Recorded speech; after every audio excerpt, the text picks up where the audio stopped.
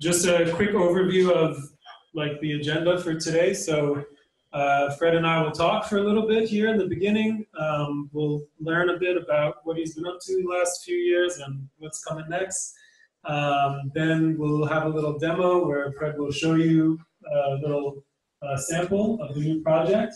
And then we'll get into questions. We'll take questions from all you guys here in the room and hopefully some questions from folks around the world online. We do have, what's the number at right now? Family? Oh, we are at 234. 234 people tuning in live at the moment from all over the place.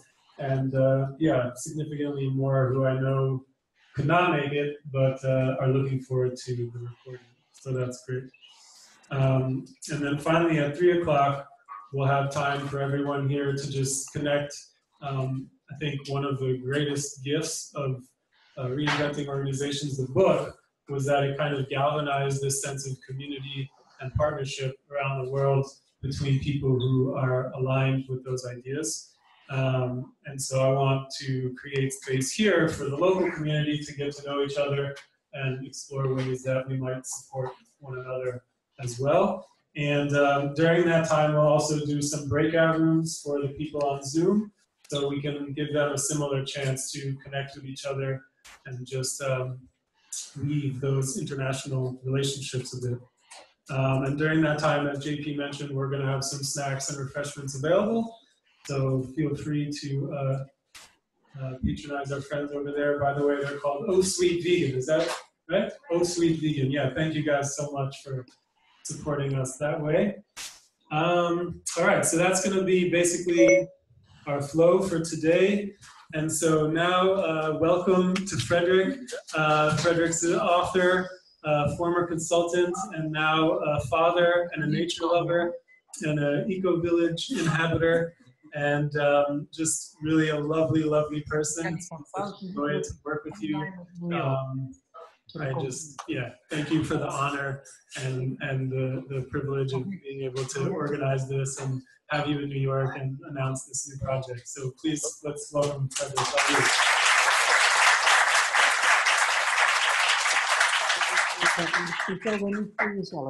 Online with New York. Want to say anything before I start asking you questions? No, go for it. Yeah. Awesome. So before we do talk about the new project, I want to spend a little time sort of how we got here. So first of all, curious about is you used to work for McKinsey, right? And so how did your experience as a consultant there lead to the book and your desire to write that book?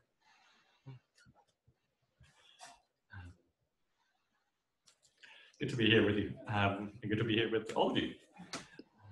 Yeah, so thanks for a question that goes straight at the personal. You know, it was always strange for me. So I actually spent a long time at this consulting firm, and I always had one foot in and one foot out,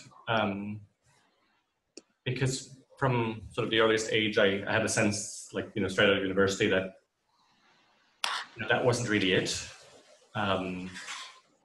Like, it didn't make much sense to me. There wasn't much purpose. You know, the people who made a career there and became partners, you know, were super intelligent, but there was also something, at least to me, that felt off about their lives. Like, it wouldn't be something I was aspiring to. On the other hand, it played to some of my strengths and my talents. Like, I was good at it. It was fun, and we were working in small teams, and it was like, so at times it was really exciting, but as soon as I took a step back, I was like, you know, I'm actually not particularly interested that whatever this manufacturing firm, you know, makes products a bit faster, or that this bank makes it didn't make any money, like any sense to me to like, and I remember quite at some point, you know, they pushed me to specialize, and I for whatever reason I specialized into, you know, working with back offices of banks and insurance companies. And I remember trying, like, for a year to learn, you know, by heart, which were the 5 biggest banks in Europe, which is not very difficult. Like, you know, I'm not stupid. I can kind of memorize 5 names, and I just couldn't. Like, there was just something in me that, you know, was just not interested. So anyway, I spent a long time always thinking like, I'm going to be there for another 6 months until I figure out what I want to do with my life. But it always kept eluding me. At some point I had a really powerful coaching session with a woman that just, like a 3-hour session, she just like slapped me all over the place, and I didn't quite know what my name was at the end. And, but I had some powerful insights into, why I was always postponing leaving. And so pretty much the next day I gave my resignation.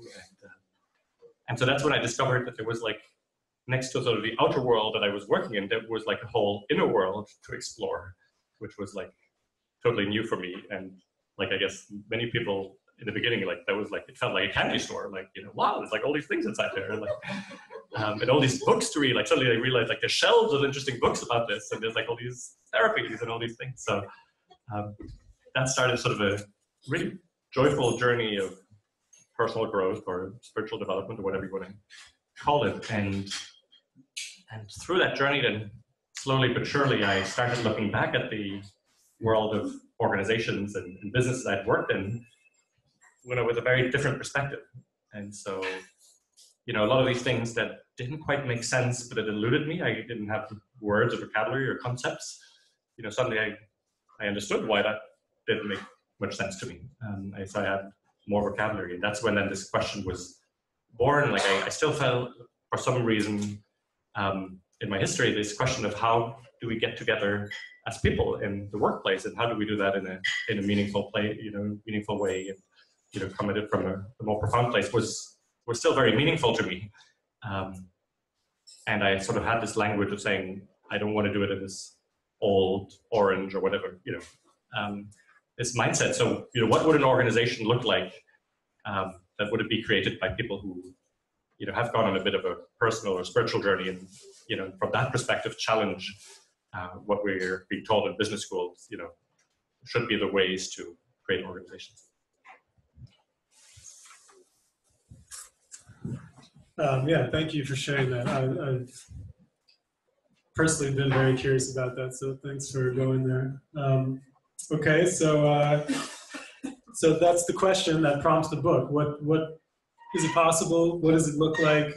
Are there examples out there? What do we know about them? Right? And then the book came out, and I'm guessing that it was more successful and popular than you expected. Is that true? Yeah. Yeah, clearly.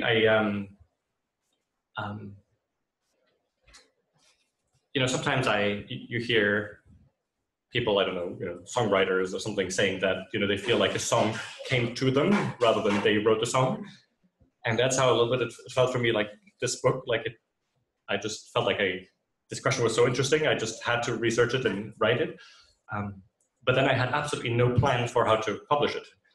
I just had a strong sense that I needed to self-publish it, and everybody told me, like, that's stupid, don't self-publish, that never works.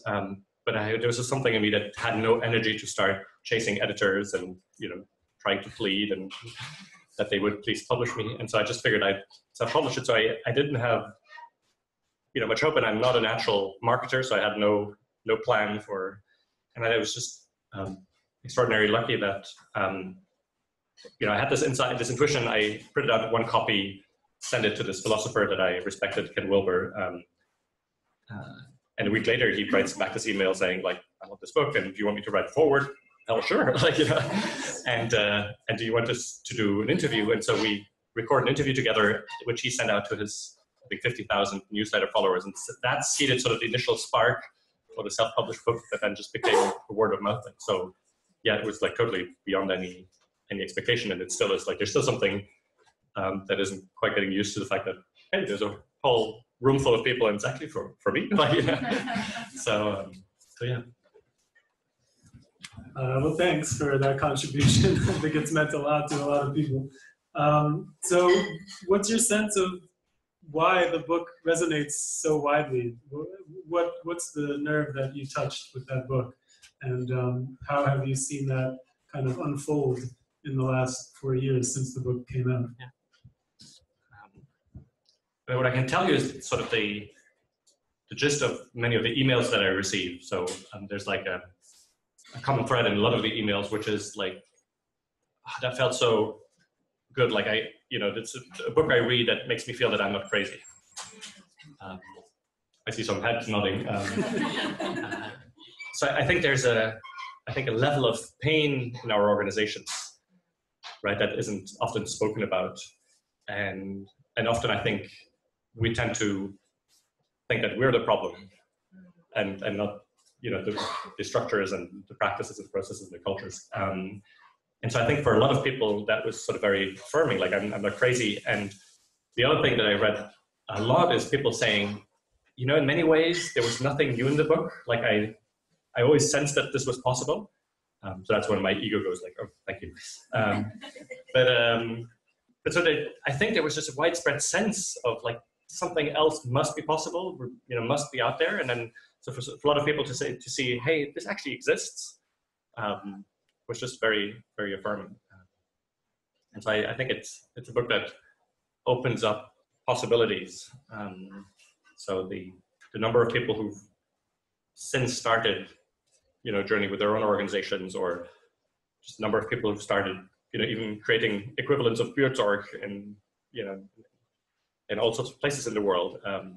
So I think that's it. Like it's a sense of recognition, like, somebody speaking to my pain, and there's actually something else that is possible. I would maybe add to that, for me, clarifying that sort of intuitive feeling and really articulating it in a way that gives me something more concrete to hold on to and be like, this is what I was feeling. Yeah. Which is a similar experience that I had reading Ken Wilber's work the first time. And then also having it, like, I think after having it sort of reflected that, oh, maybe it's not that I'm doing something wrong or that there's something wrong with me, but actually that there is more of this kind of systemic issue at play that I'm embedded in and experiencing the symptoms of that. And then that I can actually be in that experience with other people and have hope and have inspiration from them, and not only, just realize that there's some other possibility that might be out there, but to actually work together to bring that more into form. I think the book has done a lot to, create a platform and a shared language and that kind of thing for people to do that. So that for me was a great, great value of the book. Thanks for sharing that. And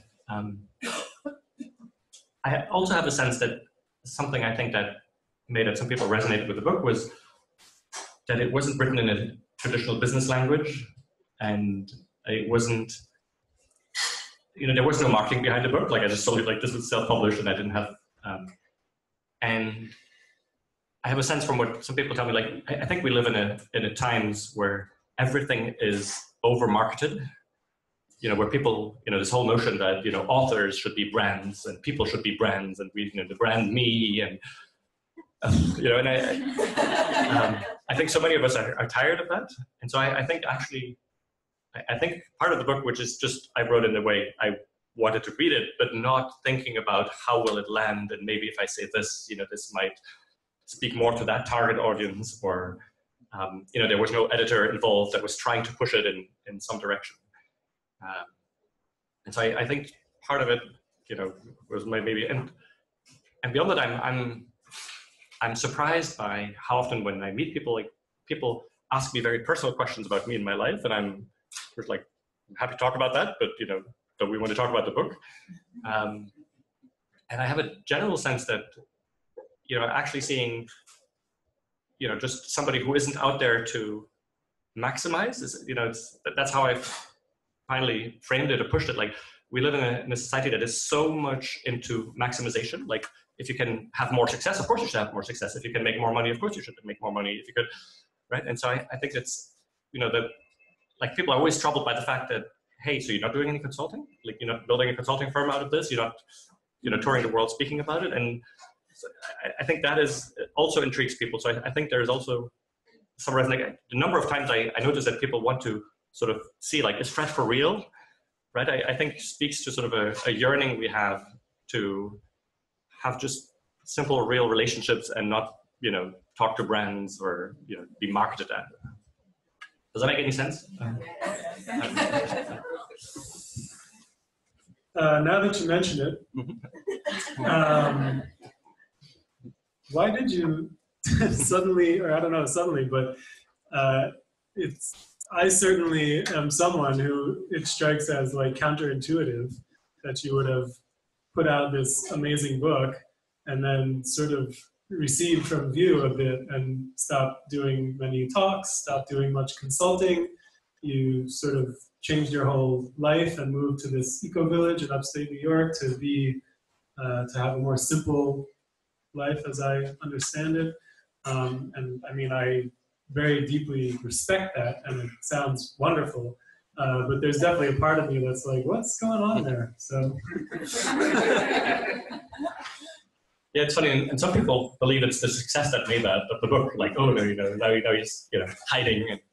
But that was really a journey I was on with my wife, before I even started writing the book. So at some point, I think in 2007, I left McKinsey. I started my own little coaching and facilitation practice, and I already started at that moment to try. We were on sort of a journey of trying to simplify our life. Like the idea that we felt was like the less money we spend, the more freedom we have to do the work that is really meaningful and not having to. And so I started working, probably 2 or 3 days a week only, and having a lot of time for myself. And then we had our first child, and so that was all in the same. And so we started looking for eco villages. I think just as I started researching for the book, so we started to look for places first in Europe, because that's I lived in Belgium, and so that was closer to home, and then we spent some time in wonderful places. And so we sensed that we're done with living in a city, and that we wanted to be closer to nature, but also in more of a form of community where we'd actually know our neighbors and have meaningful relationships, and where the kids would not only have us as parents as reference points, but would have lots of other people that they could have meaningful relationships with. And at some point we stumbled upon this eco-village in Ithaca in upstate New York, and it just sounded wonderful and perfect. And then we realized, like, oh, it's in the United States, like it's really far. So that took us a while to get a green card and stuff. So, but it was just a flow that was really independent from the book. So as I was saying, like the book just felt like something that I needed to write at some point, but there was never a plan to use that book to then do other things or do consulting with it. So I'm actually, we'll talk in a minute, I guess, about the videos I launched, but I was like totally surprised by that. Like I thought that chapter was closed. I was ready to move on to something else. And I'm actually surprised to still be sort of in that space. Yeah, we'll definitely get back to that in a second. So one question I have is, so I understand that there was sort of this already happening process that was a little bit not so connected to the book, or at least it maybe preceded the book in some way. But I am curious if the success of the book, or just your experience of having written the book and put it out there and seeing the impact that it had, did that change you or change your life in any sort of, observable or significant way for you? The other thing I'm wondering is like the values, the principles, the intentions that you just shared about how you want to live your life strikes me as something that I imagine probably resonates with a lot of the people in this room, even though many of us might live in the city or whatever, still have 5-day-a-week jobs and stuff like that. So do you see any, and looking at it through this kind of spiral lens, it seems to me like the organizations that come out of this teal level, if you were to look more at the personal lives of people at that level, you might find similar ways of being or ways of living. So I'm wondering if you see any connections or how the Reinventing organization's impulse is connected to this impulse of sort of simplifying and getting back to a more basic way of life.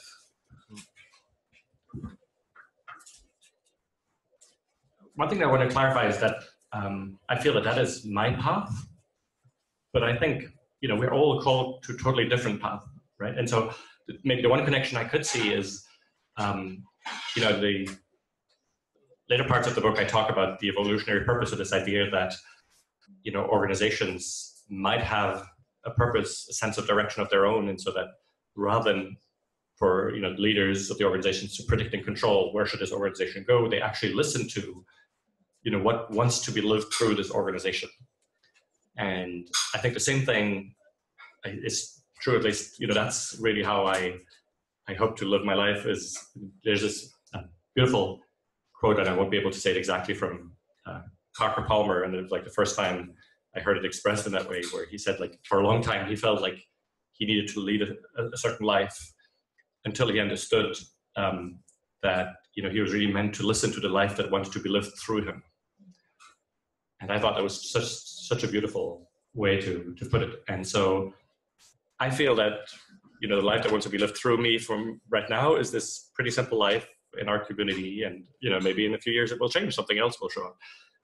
But I'm mindful of not making that as a model, or, you know, like sometimes like, oh, we should all work less and simplify, and I'm sure that other people have a totally different calling. Like, you know, they're called to be activists and change the world, and, you know, they're called to work 80 hours a week because that's really, you know, their thing. And I totally respect it. So I really don't want to make anything into a model. This is just simply, you know, what feels right for me.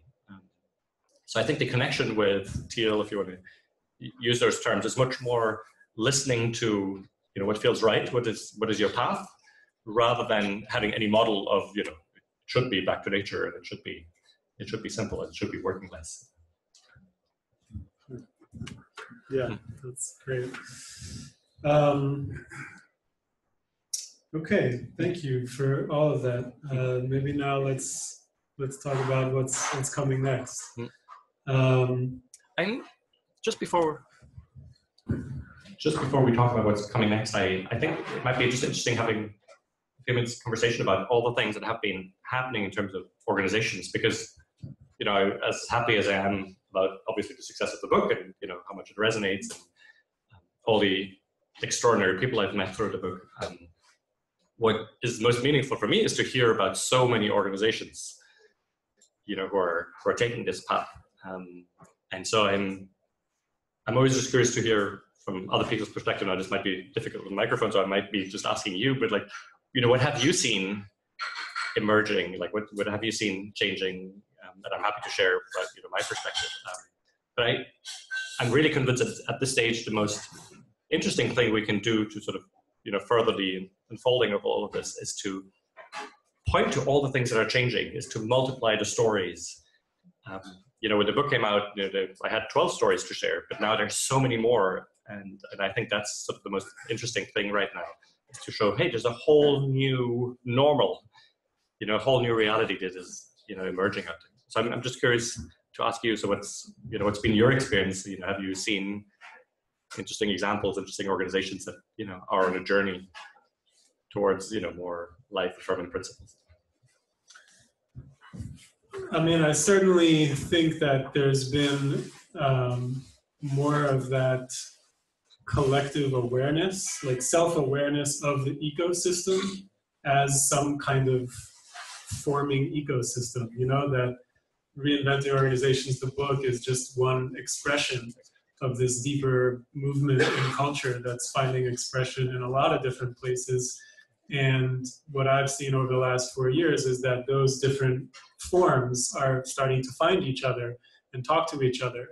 And that brings a level of collective intelligence to the whole system that's actually very powerful through that communication.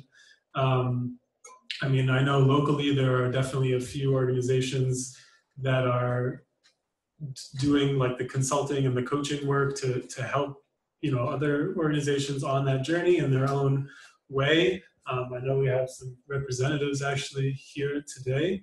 And I think there's also, like, what I've also seen is a lot of just local communities of practitioners, people who are interested, trying to find each other, get together, share stories, share experiences, share best practices, and just sort of generally seeding that collective field, knowing that there's all these other people out there trying to do the same thing. Impact Hub being an example, and other co-working spaces around here too that are specifically dedicated to organizations with like a social mission, which I definitely see as becoming more and more popular and mainstream all the time. But I think what's interesting is that having a social mission for your organization doesn't necessarily mean that you're running your organization any different than any other organization. So I think that there's a really interesting conversation that for me is not quite happening yet at the level that I think it will be at some point, between the folks who are really committed to doing good through their work in the world and the folks who are actually talking about how you work, not just what you do, So that's something that I'm sort of keeping an eye on and feel personally called to be involved in that. Yeah, I'm struck by the sheer number of organizations who are on a journey now, and I'm sometimes frustrated because I have a sense that I get to see just part of that through the emails I receive, and that, there are many more out there, but that many other people might not even realize how much is happening, and sometimes it's like geographically based, sometimes it's industry based. Just 2 nights ago, I had a dinner with 3 people from Camp Hill. I don't know if Camp Hill is familiar. It's sort of like related to Rudolf Steiner and Waldorf, and they have these amazing communities with disabled children, and so they're like Camp Hill communities all around the world. And apparently the book took on there, and everybody's talking about it. And wow, it's great. I didn't know, right? And then you hear about all sorts of places and industries. I just last week I was in Paris, and there was like a get together of people, leaders of organizations who are really doing this in earnest. And there were like 500 people for 2 days, which was amazing. And some of them, large organizations in the room were like 80,000 people. So there's like a number of really big ones who are doing totally amazing things, and then of course many more small, mid-sized, and smaller ones. So what came to me at that time in Paris last week was, the book. So many people say when I read it, I finally felt like I'm not crazy. I think what we might be, just on the cusp of is organizations realizing we're not crazy if we do this. It used to be till a few years ago, like definitely all the organizations I researched for the book were all saying we felt like we're the only ones. We were like pretty crazy. Everybody was telling us like this can't possibly work, and everybody was telling them they were crazy. And by having these organizations know of each other and meet, then they go like, hey, I know this is just a different path, but we feel pretty self-secure now that this can be done. We're not the only ones. There's a number of others out there. So I think there's a real benefit in multiplying these stories, and so maybe that's sort of an invitation to you all here and there is like, if you're in one of these organizations that is doing really interesting things, by any means, do write about it or create videos or do create blogs, because I think the more other people will hear about it, the more it will give them a license to say, okay, but yeah, that sounds doable. Like, that doesn't sound too crazy. Let's do it too.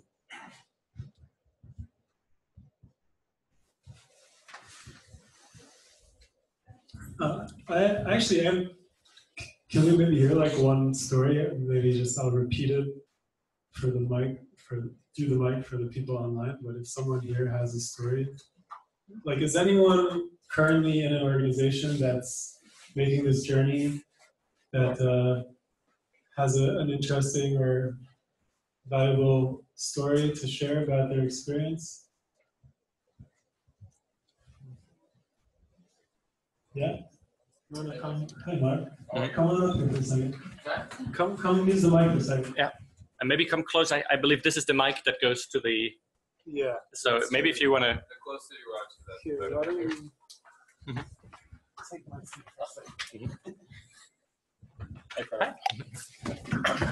So thank you for writing this extraordinary book. I read it and I was inspired by the theory, but I was also inspired by the size of the organizations.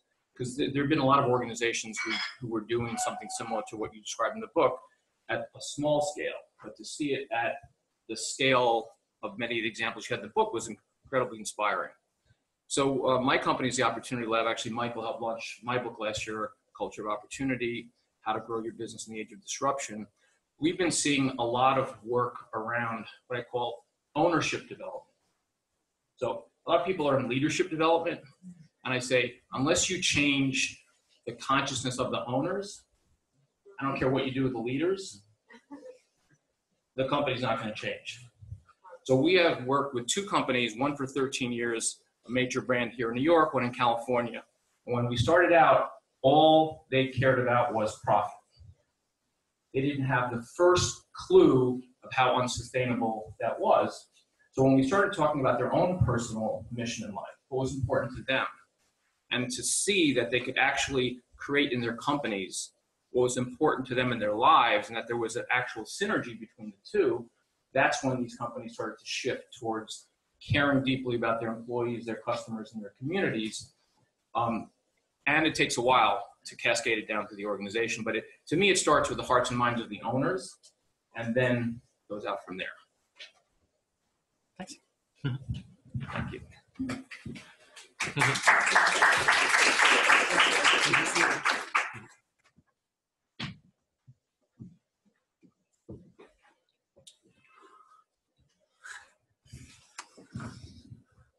Yeah, this relationship between like the inner world that you mentioned earlier, and something from the book about, you know, the people at the top need to sort of be at this level of development, and then Mark's story there.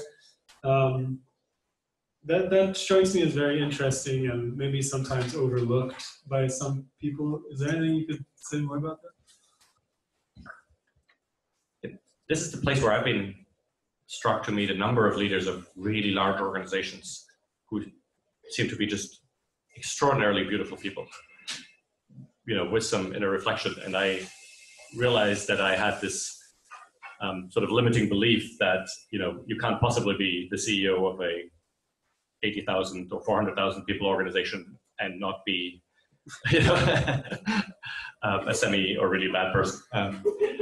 And so I think in November of last year, a friend tricked me into spending a few days in Switzerland as a sort of a retreat up in the mountains for a few days with a number of leaders of really large French organizations. And I was just blown away by the beauty of some of these people and the depth of the conversations we were able to have, which was unlike anything I had seen with, you know, the CEOs that I worked with when I was a consultant at the time at McKinsey. And so that gives me a lot of hope.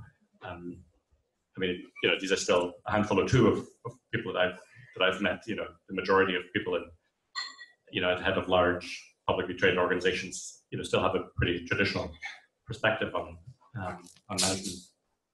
But there seems to be something out there that allows some of these leaders to feel like they can have different conversations. They can show up in a different way. Like, you know, I'm sometimes thinking about, I remember when I learned meditation, you know, for the first time 10 or 15 years ago, and I was working at McKinsey. When I meditated, I would say that I had a meeting or would go somewhere and would go in, like, you know, dark empty room, and I hoped that somebody would see me, because, you know, I couldn't publicly say that, you know, I couldn't publicly admit that I would be meditating. And by now, this is, you know, pretty accepted. And so I think, you know, there's doors that are opening, and so there's ways for some senior leaders or owners of large organizations to start to show up.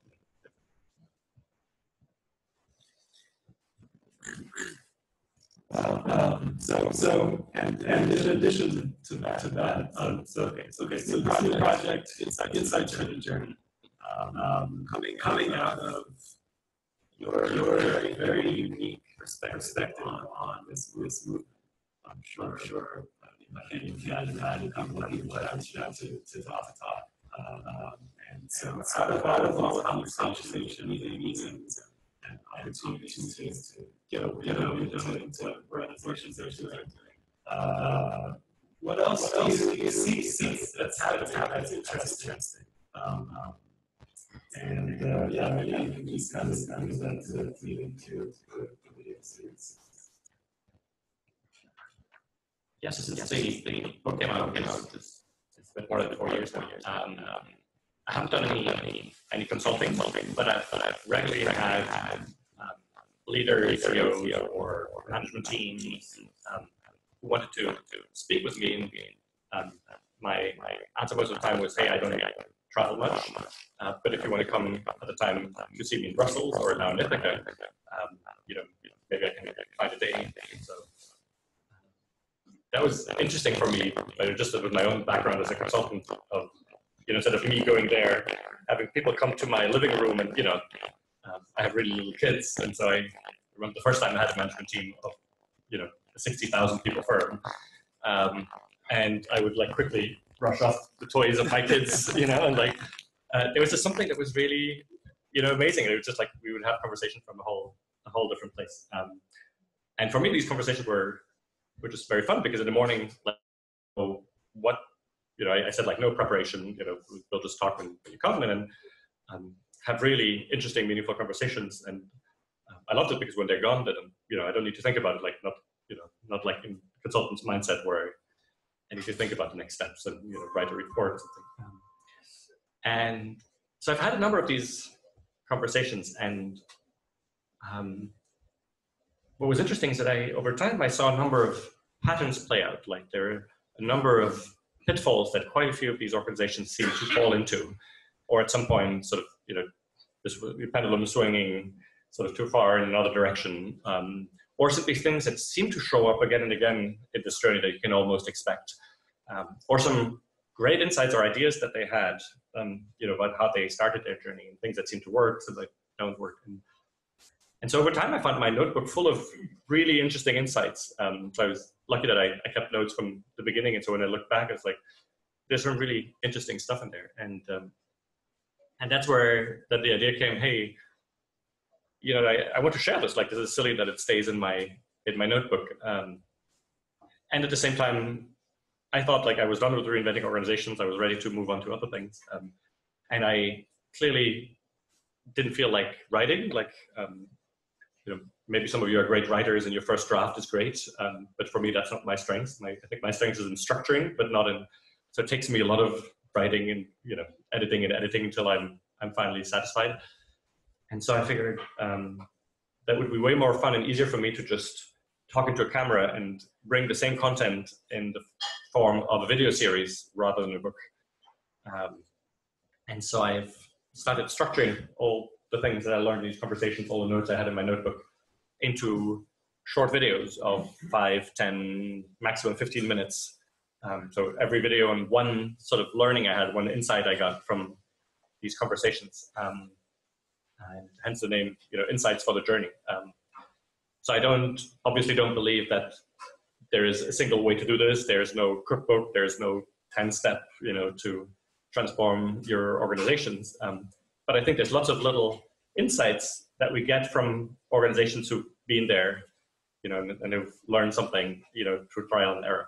And so, so the idea is that I'll simply put a camera in front of me, speak into the camera, accept all the imperfections, take the first take. So that's been my principle, is that I don't want to script it out completely. I don't want to rehearse it. Otherwise it's going to take too much time and I might never do it. So I'll take the first take with all its imperfection, add a little intro and ending, and just shoot it out there. And so I think it's going to be easier for me, but I also think it's going to be, might be a really great way for people to share it. So the way I envision it is, somebody in an organization who is on that journey is watching a video and saying hey, hell yeah, this is exactly the pitfall we're falling into.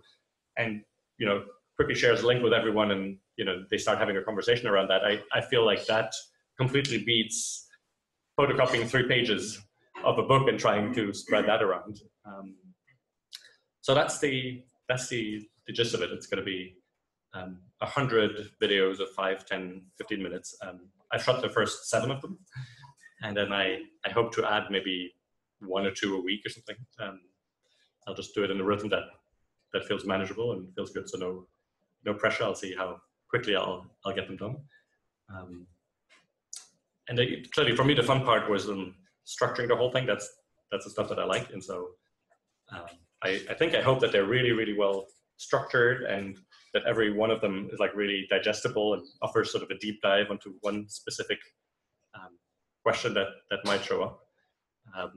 And sort of the way let me rewind. So the videos are not a rehash of the book. So it's not the same content of the book. That would be kind of boring. So the book was really, as you were saying, was really this question of is it possible to, structure and run organizations and, from a whole different place. And to me, at least I feel that the answer to that is clearly yes. And so the next question is but then how do you do it? And especially if you're an organization of 100,000 or 10,000 or 100,000 people, so how do you go about this? And this is a whole new question, a whole new field that's opening up, in which we're totally all learning. I think we just start to see first answers emerging as there are more and more organizations who are taking that path, and so we kind of learn from them, what's working, what isn't. And so the video series is basically my contribution, what I've learned so far, but I'm very mindful of the fact that it's my angle, my perspective on things. And what I hope is that it will encourage other people to share their own insights into this new field of, okay, but then how do you transform large existing organizations?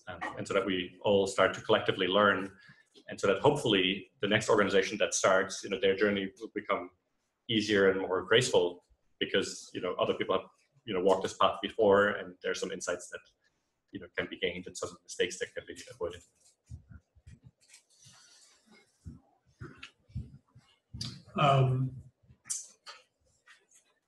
Were you, when you were having these conversations with people, were you looking for anything in particular based on what you had learned from writing the book?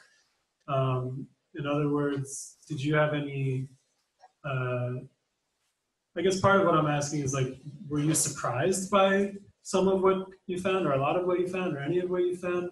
Or did most of what you were hearing sort of make sense to you in terms of the original research that you did? Yeah, so I'm just curious, as you were hearing these stories and sort of tracking these insights, what kind of patterns did you notice, and how did those, what was your experience of that? Yeah, I was surprised that some of the, I find myself having similar conversations. So there seem to be some of the things that we all need to sort of collectively unlearn and relearn that, we'd spend, much time on, or some of the typical pitfalls. For instance, people thinking, hey, this new world, control is bad, so we should get rid of all form of control. And realizing, hey, it's more subtle or more nuanced than that. Or I saw leadership teams who suddenly felt like they could no longer take any initiative because everything had to come from below, otherwise it wouldn't be self-management. And then deconstructing that was interesting. So that is a conversation that I've had really often, hey, me as a leader, what can I actually still do in that new world, or what can I no longer do? So, those things were interesting. Or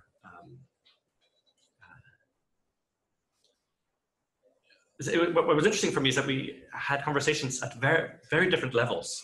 So sometimes they were really geeky conversations, about the intricacies of the advice process, how do you make decisions? And, I love those conversations, but sometimes they were also going to a much deeper place of, it sounds like you're still framing a lot of the questions from this old mindset. Let me hold up a mirror and here's how they might be, framed or held from this different perspective. And and that was then interesting. or maybe I can just give you one example of a conversation that I've had over and over again, just to give you one example. I think it's the second video in the series. The very first video is a conversation that sometimes had is like, it's as much a personal journey as it is an organizational journey for these leaders, right? And if you're not willing to embrace that, if you're not willing to be changed by this process, then I would urge you not to even start. So one of the things that I've noticed speaking to these leaders is to what degree this has been an incredible journey of personal growth. Like as you do these changes, you bump into your own shadows. You shoot yourself into the foot. You bump into limiting beliefs, and so many of these leaders who are now 3-4 some years into the journey say that it's been an amazing personal experience. It's sort of an adventure of a lifetime, and sometimes it's been really painful. But when they would look back, they would never want to go back and be the old self. Like it's just given them so many more meaningful relationships. Giving them a lighter way to be in the world. So that's one example. And then the second one, the one conversation I find myself having over and over again is the conversation about why are you even doing this? So what I find is when people in an organization wants to talk to me, they want to talk about the how. So how do we do this and how do we do that? And I keep wanting to talk about the why. And what I find is that people often talk about concepts. Because we want to do self-management, or we want to become a teal organization, or we want to, liberate people, or we're going to give them more freedom, but I keep probing, but why do you really want it? Like, what is really sort of the deepest driver that makes that you can no longer do this? Because one thing I realize is, the organizations who go really far in this journey are organizations whose leaders simply can no longer do it the old way. There's just something that makes it, they just. And so I've started to notice that the more clarity you have around what drives you, the easier the journey becomes. So it's almost mind-boggling. Like I really believe there's almost like an equation. Like the more clarity you have around deepest drivers, and the more you can articulate that, the easier your journey becomes. And I learned this the first time when I was speaking with the CEO of a university hospital. And she had started sort of this journey of liberating, that's the word that she used, her hospital. She wanted to give nurses more power and more freedom to do the right thing.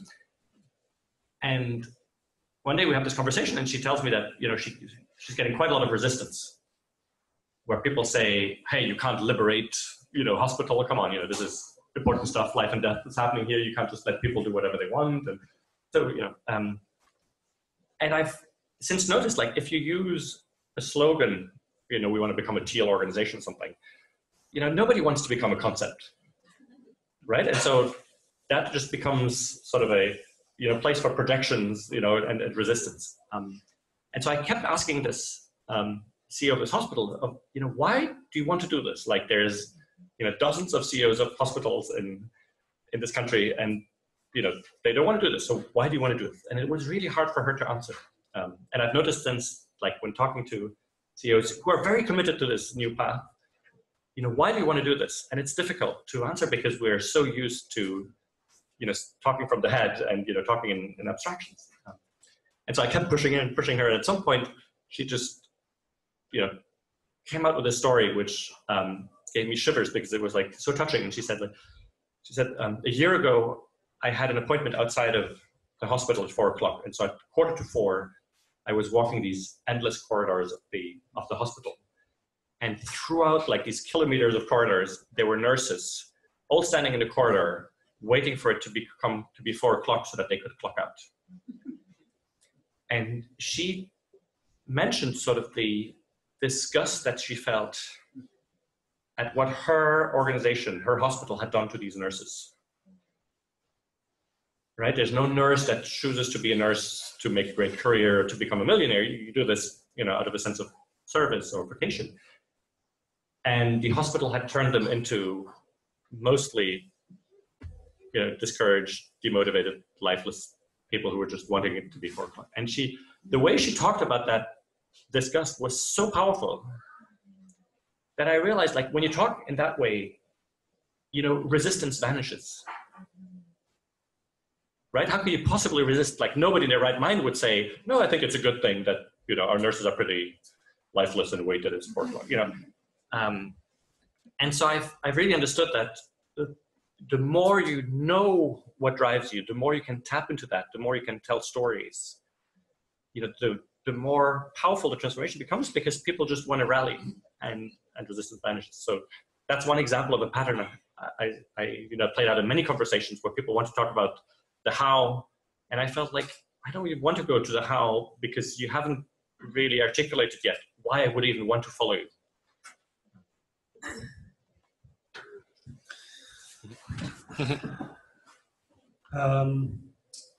So I'm off my list of questions here, and yeah, just kind of sensing into that last story you shared, it actually reminds me of like the work I do with individuals in coaching, you know, and again, it just brings up this theme of kind of the inner world and the inner work that goes along with like the management practices. And yeah, it's just, I mean, I remember, I think it was like the Corporate Rebels article that came out not too long ago that was kind of Teal's Not Real, something like that. And one of the critiques was like, not all of these organizations are making spirituality like a central thing in their work life now. And that was kind of like, you know, something that your book proposed. And without getting into whether the book actually proposed that or not, I'm just wondering, you know, through your interactions with people, through the original research for the book, based on what you're seeing, how is this orientation towards like that inner journey that you described becoming, like how are people relating to that? You know, how is that landing for them? How are they integrating that into culture and management practices? What role is that playing? I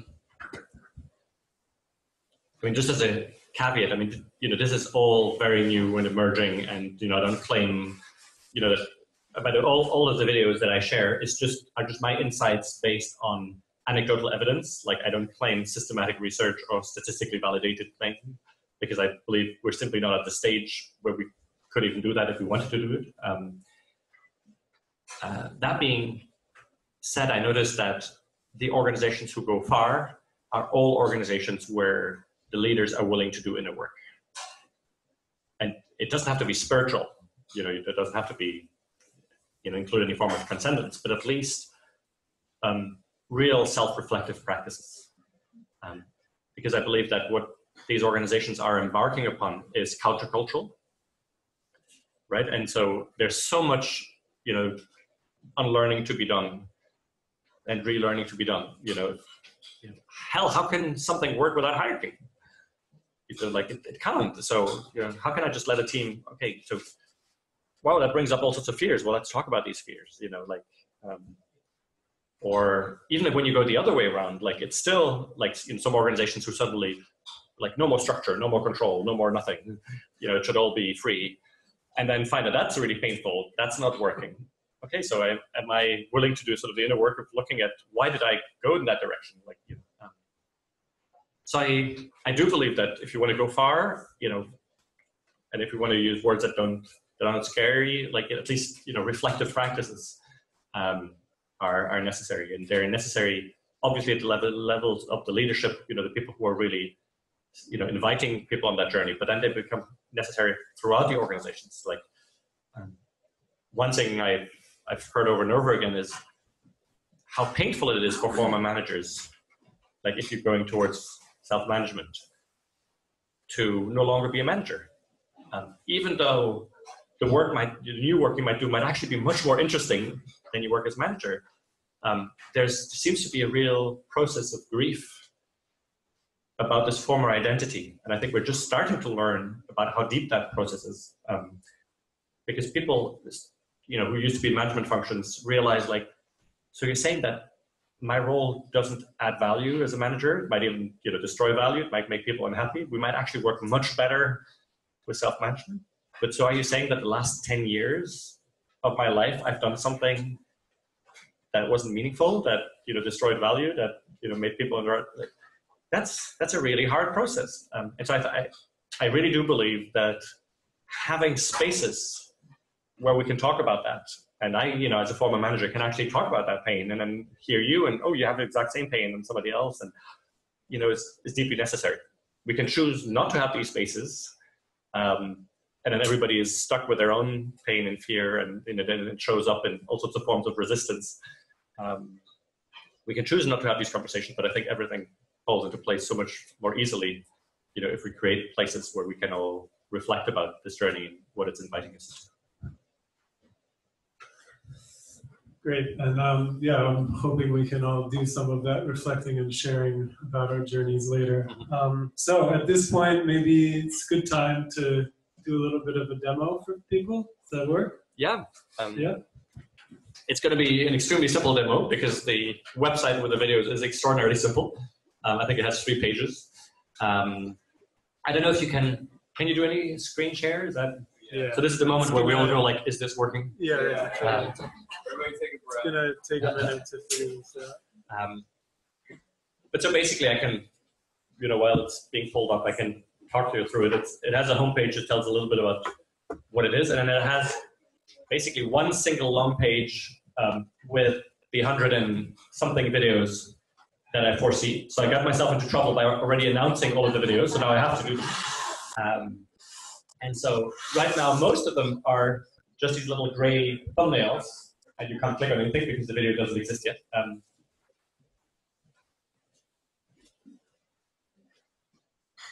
Yeah, so that's the homepage. So if you scroll up, can you scroll up? With the people, Okay. We gotta get it to the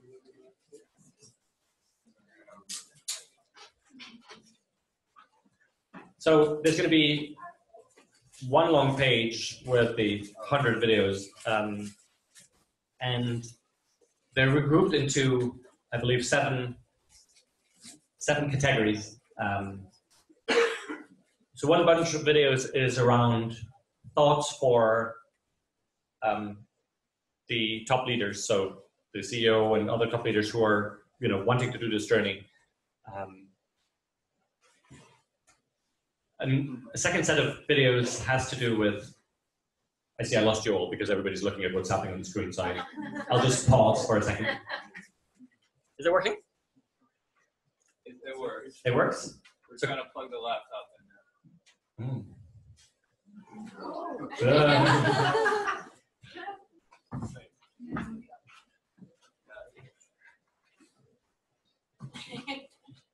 Well done.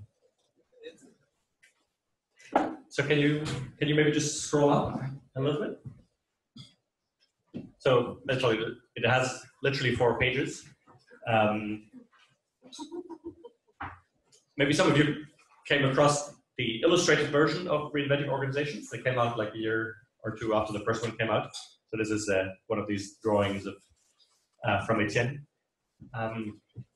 So maybe you can click on the tab videos. So the most recent videos, and these are actually all of the videos that exist right now. So 7 videos, and the different colors relate to the fact that they're in different categories. So if you scroll down a little bit here, this might be too small for you to read, but so there's like 7 categories. So thoughts for top leaders, so leaders who are inviting other people into that journey. Second, perspectives on the journey. Before you even start, how do we think about this journey? I think we have so many ideas of how change should operate from a more traditional perspective. And so I think a lot of unlearning and relearning to do about how such big change can happen.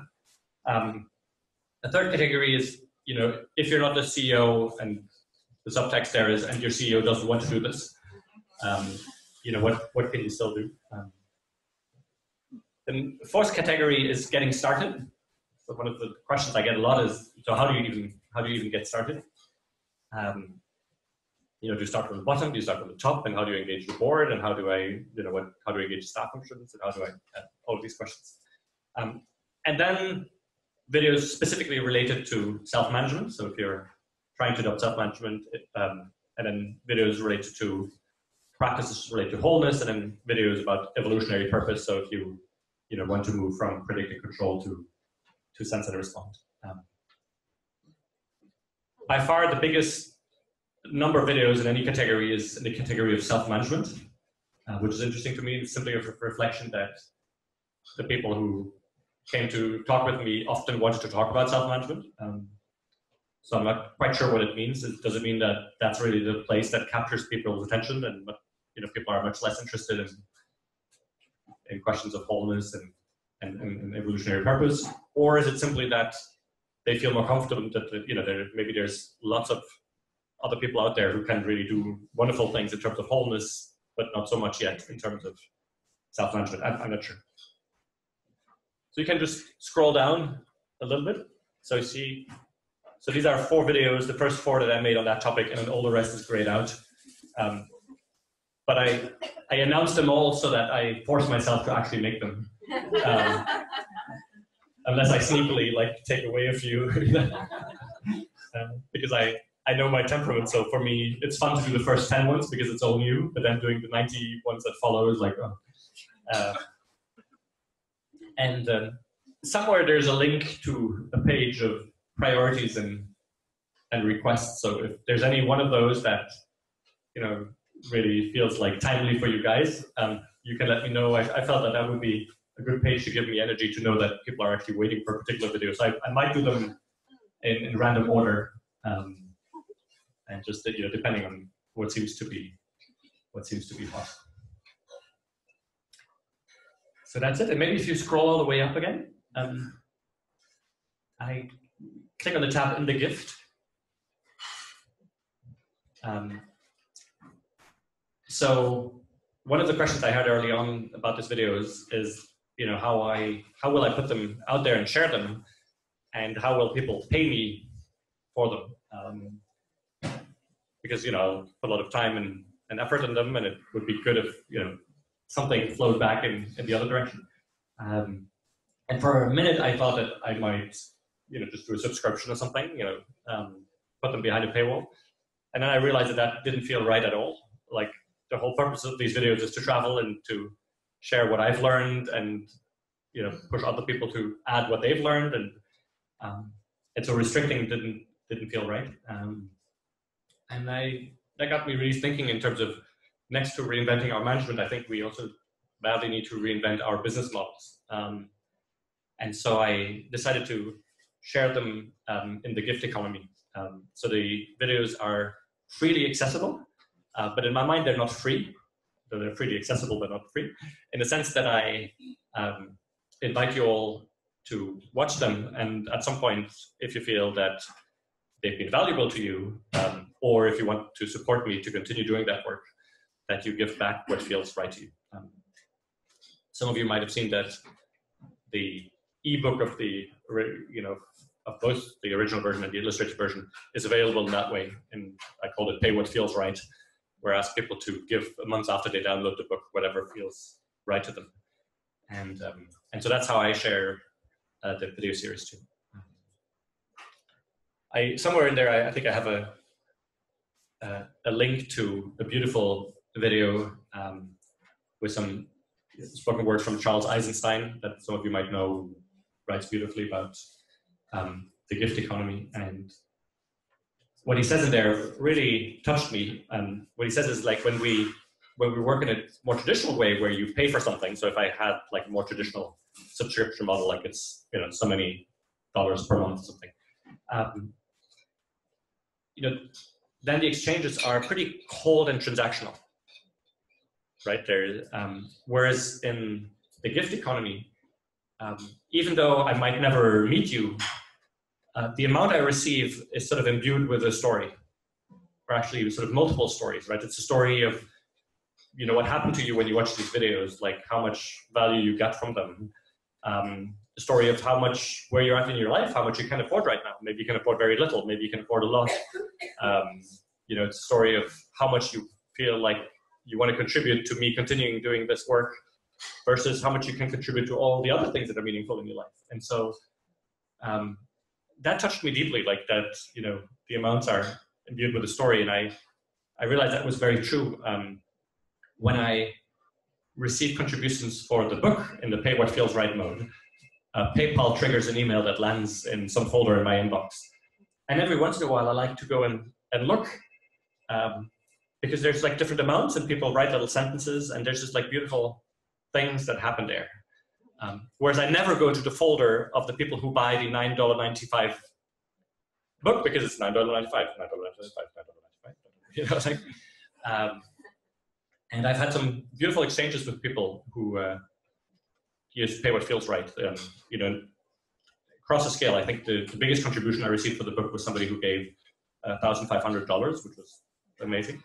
But I also remember, you know, talking to somebody in Nepal and saying, like, you know, for some reason PayPal isn't accessible, so how can I give back? And we had a whole beautiful exchange about how he could give locally. And I remember somebody from Kenya giving me $2 and, you know, expressing how big of a commitment that was for him and how much, you know, that he wanted to express what the book meant. And just so, you know, so much more beautiful or touching than when I received $9.95.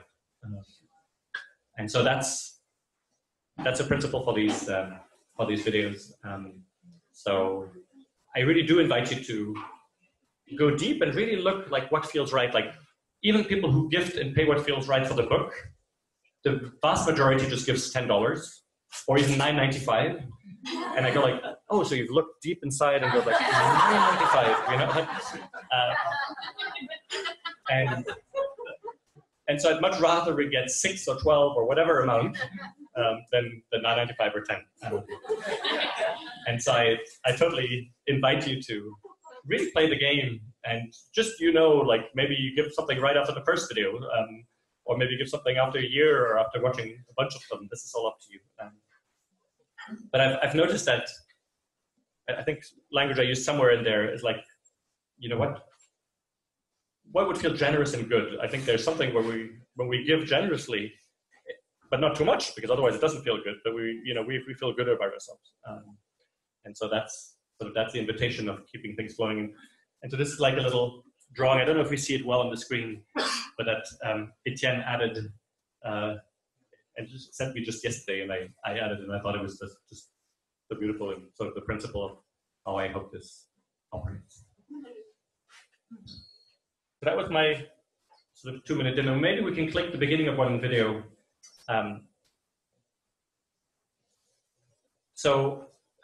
Maybe just before you do, so this is all homemade. So, you know, apologies for the fumbling. I shouldn't say that out loud, but somebody made me realize how many times I say, you know, which is horrible. So I will. I clearly decided that I would always take the first take, however imperfect it is, sort of almost as a spiritual practice. And it's all homemade. I made a little intro. I'm all proud of it. The pros in the room will probably go like that. So I don't know. Let's do maybe natural resolution of tension.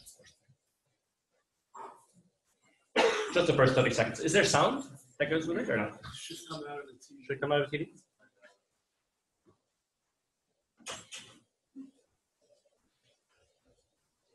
Without sound, it's not quite the same. So there's like a funky music to it.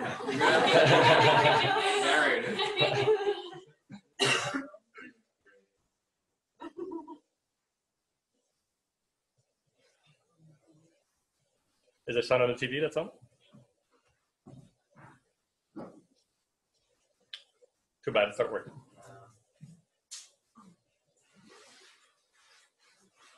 So that's it. That's it. Do you want us to? No, it's okay. You can watch it at home. So maybe I can share the link, the URL. So it's simply, so the series is called Insights for the Journey, and the URL is simply thejourney.reinventingorganizations.com.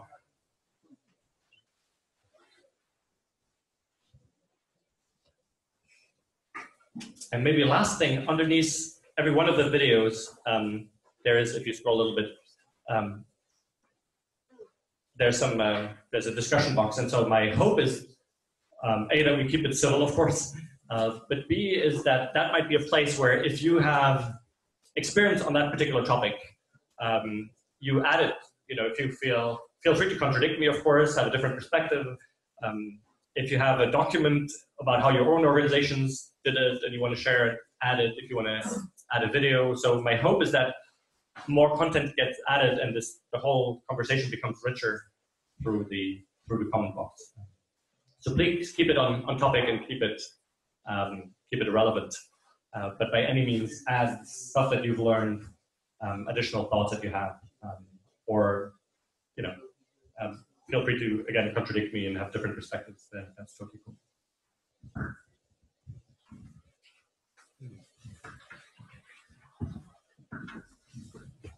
So I think we'll do some Q&A. After Q&A, we're going to see if we can get the audio set up, and if people are still here, we'll maybe demo a part of the video.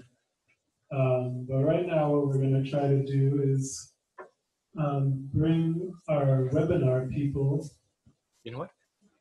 I'll take a 1-minute bathroom break while you bring the webinar people, so that I'm fully with you.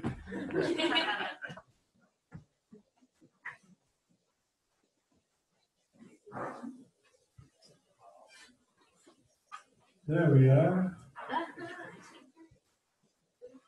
All right. Hi, everybody.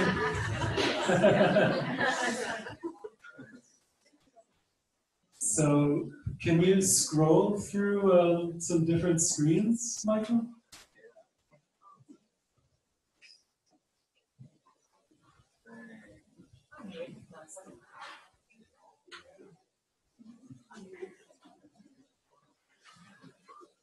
Oh, these people have their videos off.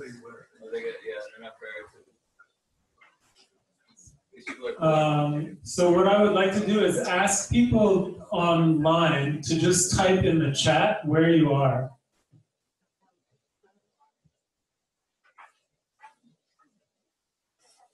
And then we can just sort of call out some locations to get a sense of, oh wow, okay, that's going really fast.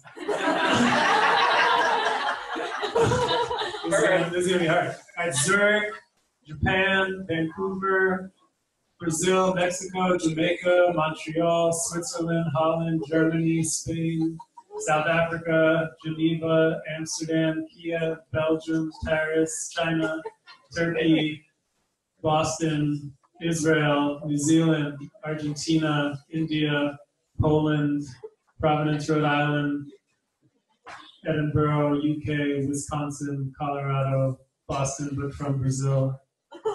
It must be like 3 in the morning in Australia, or like... Commitments. Connecticut, Aotearoa? I don't know. Where is that? New Zealand. Is somebody in bed? Oh, yes. In bed? Ottawa, Paris, Chile, Idaho, Saudi Arabia. Fantastic. That's amazing. Thanks, everyone, for playing along with that. Cool. So let's take some questions. We're going to take a few from people here at first. Before Frederick responds, we'll just take a few, and then we'll talk a bit, and then we'll take a few from the online world as well. So what I'll ask is that you keep your questions pretty brief and as like essential as possible, because we're going to have to repeat them for everybody else. So please. Yes, sir. Just wondering, you talked about people having to go on an individual journey as they're part of an organization. What are the types of skills that you think people need to master over time in order to be, I would say, a good citizen of this sort of self-management concept? Okay, so the question was, in terms of the personal journey, what are the skills that people need to master over time to be a good citizen of a reinvented organization?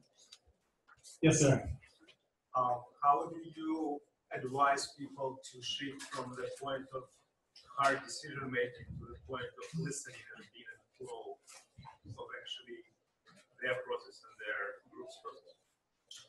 So how do you advise people to shift from kind of this predict and control to more of a listening and sensing and responding orientation? Yeah, great. Yeah.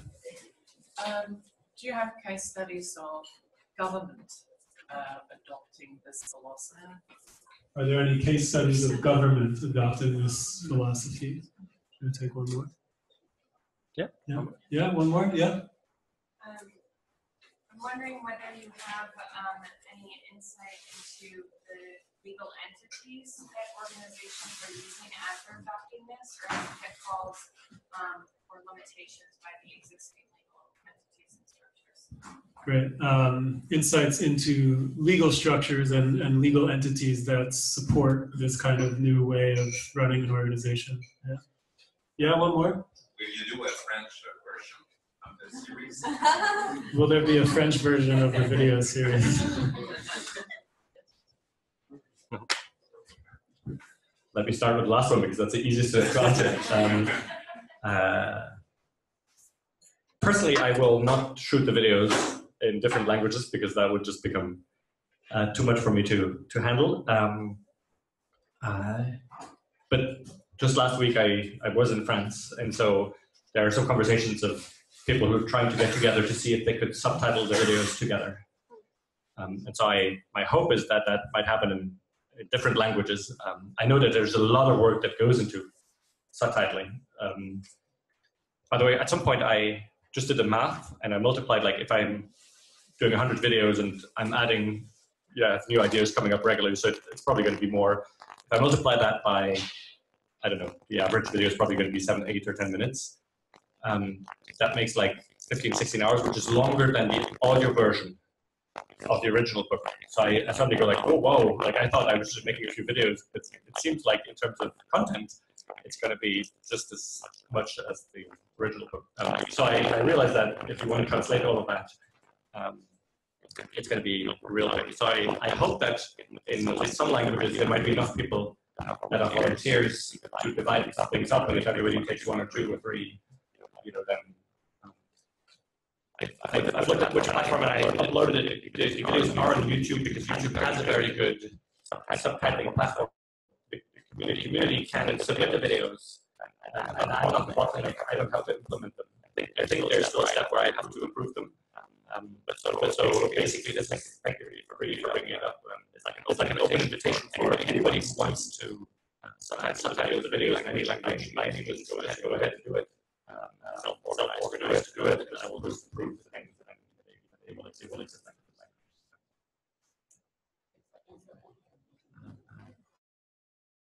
Question about government agencies. I've been hard to see just recently people contacting me from a number of government agencies, mostly in Europe right now. For some reason, there might be others that I was just unaware of.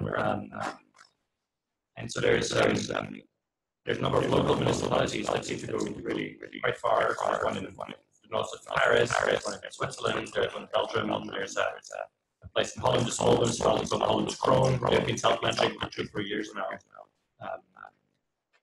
And doing also really interesting things with local populations, like having evenings where they just decide which are all the rules we could scrap.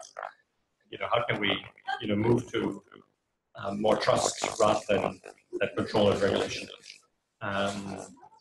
In Belgium, the Ministry of Social Security has been doing pretty amazing things. So I think I start to see signs that government agencies feel that this is no longer off limits to them. And obviously they have their own challenges, like often, there are all sorts of rules and civil servants are often protected, and they're like the employment law is even more complicated there.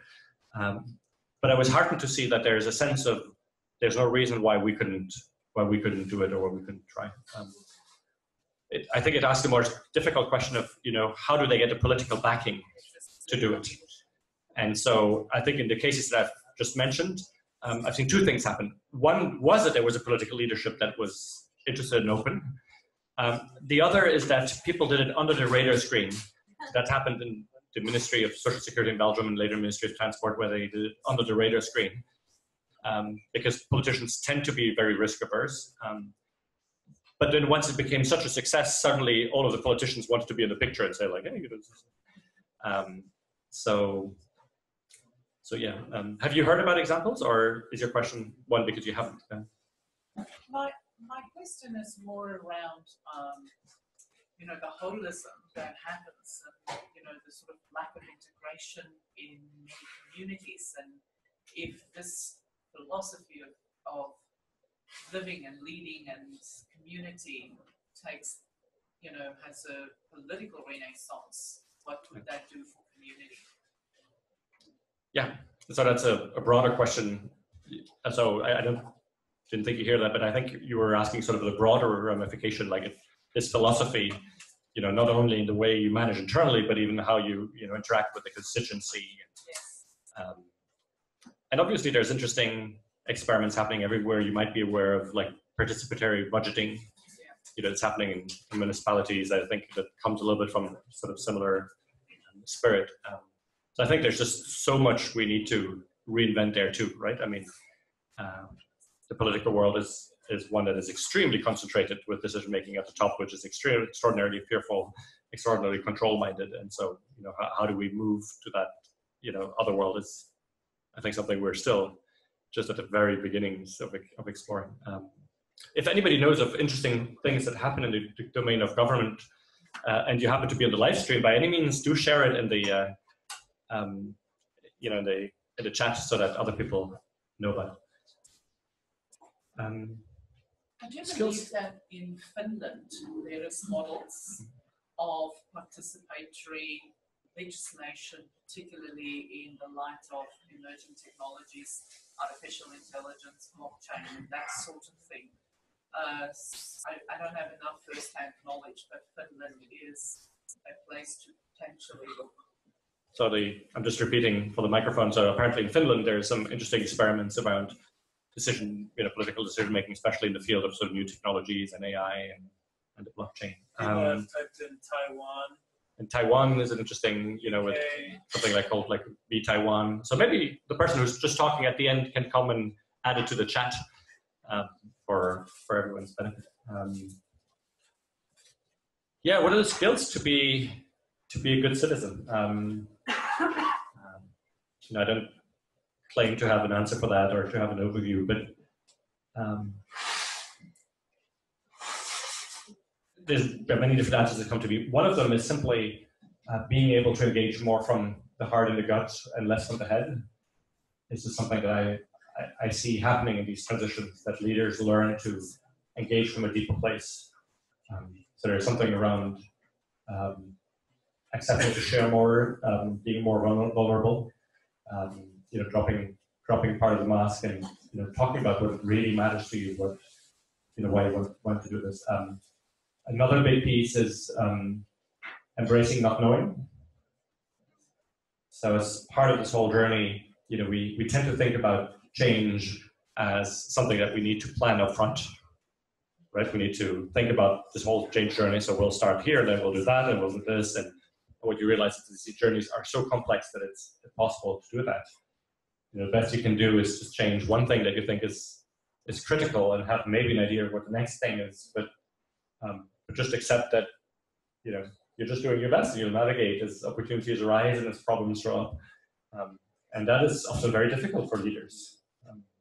And it's difficult for people below who then project onto leaders, but you should know, you should have a plan, you should have answers. And so to stand as a leader and say, like, hey, no, I don't believe that you can have plans for these things. You know, and so I will keep talking sort of in principles and what I really hope to achieve, you know, as I was talking about this woman in the university hospital, what I really want to achieve, and, you know, we'll create this thing together. So that's one part. I think clearly the skill of being self-reflective and accepting that you are your own worst enemy in that journey, because there's just so much to learn and, you know, unlearn and to learn is an important one.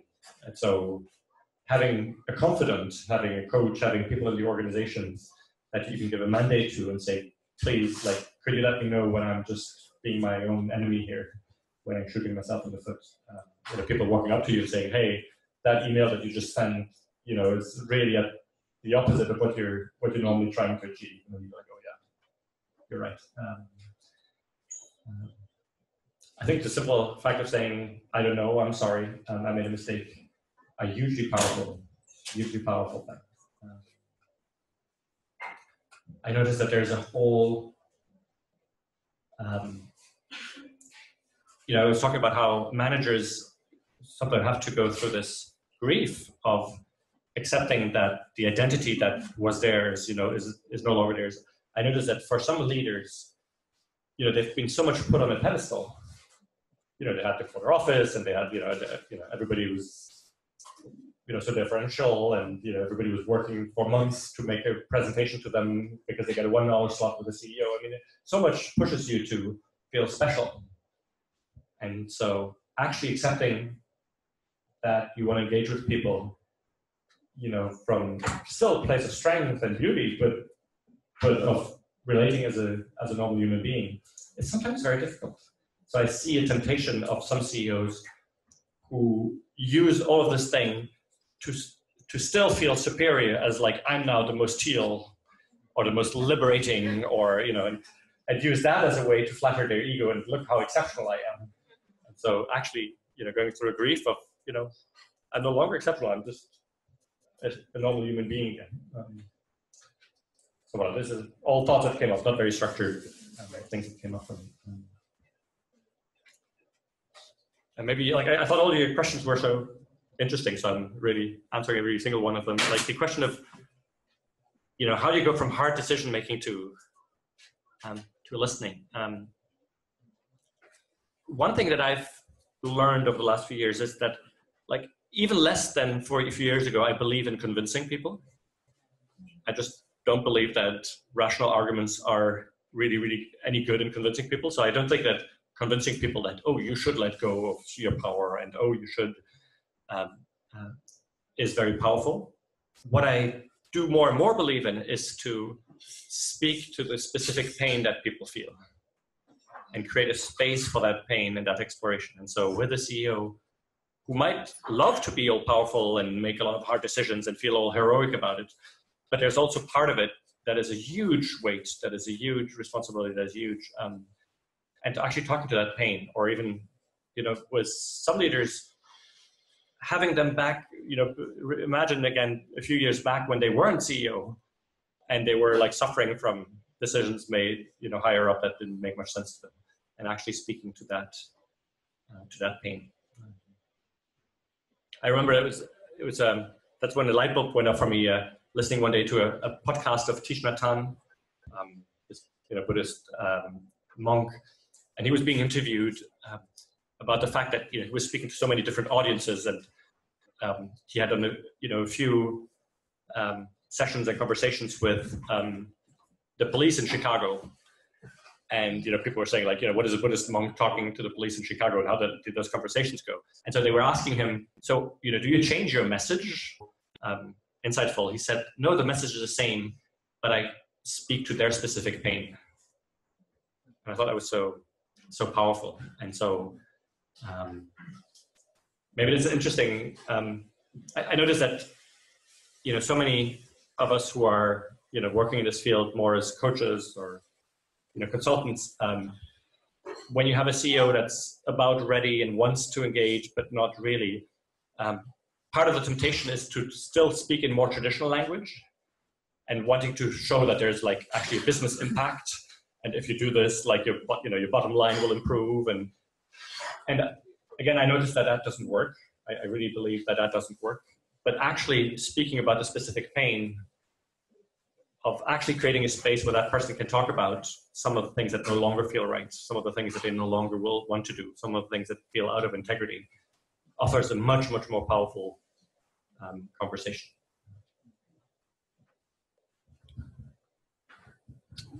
There was actually a question related to that came in from someone online, which was basically Actually, Michael, can you scroll down a little bit so I can? By the way, hello, all you beautiful people around there in the world. This is amazing. Yeah, hold on. You notice that you're beautiful, right? So Corey Kanayama asked, what can people in organizations who want self-management do if the leadership doesn't understand or isn't on board? Would it have to be all about convincing the leaders or owner or CEO that prospect is discouraging? Yeah. I notice that I have to be careful now because I always start to want to answer. That's going to be video 3.5.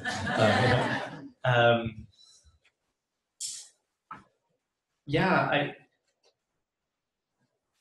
I heard also from, generally the response I get, people for the book, at least those people who write to me, is to say, that they resonated, it was really meaningful to them. But I also have, people who tell me that it's really painful because the disconnect between what they sense, see as possible and what they long for and what is possible in their own organization, that disconnect is just so huge that it's painful.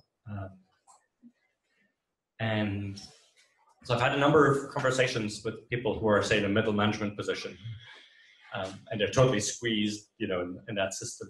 And a conversation we've had is one of, what is the right place for you? And as I was talking earlier, I believe we all have our own path, and no one can know but you. And I know that some people, their path is, hey, I should leave and I should find a place that is more conducive to who I am, what I want to be, what I can offer. And other people, their path seems to be to stick it out and to stay in there and to, plant seeds of possibilities, as frustrating as it is, and as arid as the terrain seems to be. You keep seeding and so little of it grows, but that just seems to be their path. I believe that if you're willing to accept that there's few chances that you change the overall system, that then there's a possibility of saying, there's actually quite a lot I can do within my own perimeter, within my own sphere of influence, and to see it as a learning opportunity, to see it as just an adventure, and it might end up really well, or it might end up really badly because the organization rejects what you're trying to do. But you'll be glad that you've done it. And I think there's quite a lot of things that you can do in your own domain. I remember somebody once at an event using the word, the opening up a shit umbrella. And what they meant is, you open an umbrella that captures a lot of the shit that comes down from the top, and actually then create a space for self-management for the team that you're responsible for. And so there's no reason why you couldn't use the advice process within the teams that are under you. Or say that the top has that the organization has a budget process that is really stifling, that is really horrible, dispiriting. Well, maybe you can submit your numbers, but you don't need to cascade it down to the rest of the organization, or you can find more meaningful ways to do the same thing. So I think there's a lot of things you can do. But I haven't come across yet a single case where the leadership wasn't open, and by your sheer power of conviction, you managed to change that. I've heard two cases now of people who had an explicit contract with the top management of saying, I want to try something that makes no sense to you, but do you grant me sort of a sandbox freedom, and so that I no longer have to play by a lot of the corporate rules, and so I get freedom from a lot of whatever the recruitment rules and the HR rules and the controlling rules. And that seemed to work quite well. So there seem to be top leaders who are willing to say, well, as long as you just deliver the numbers, I'm happy to give you freedom. And so that seemed to have worked for a few people.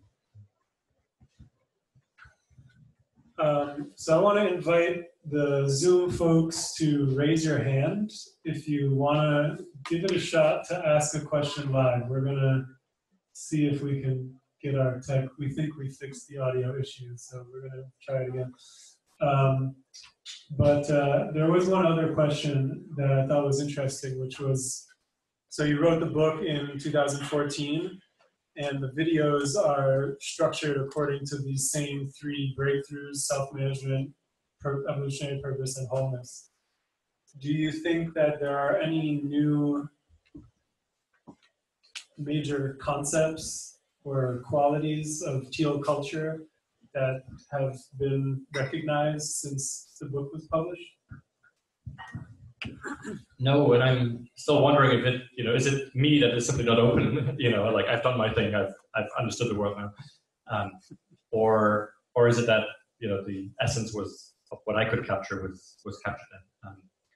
I've actually been surprised that sometimes I get questioned, would you write a book differently now? And I think there's a number of places where I think I could have been clearer or could have made point in a way that avoids some misunderstandings.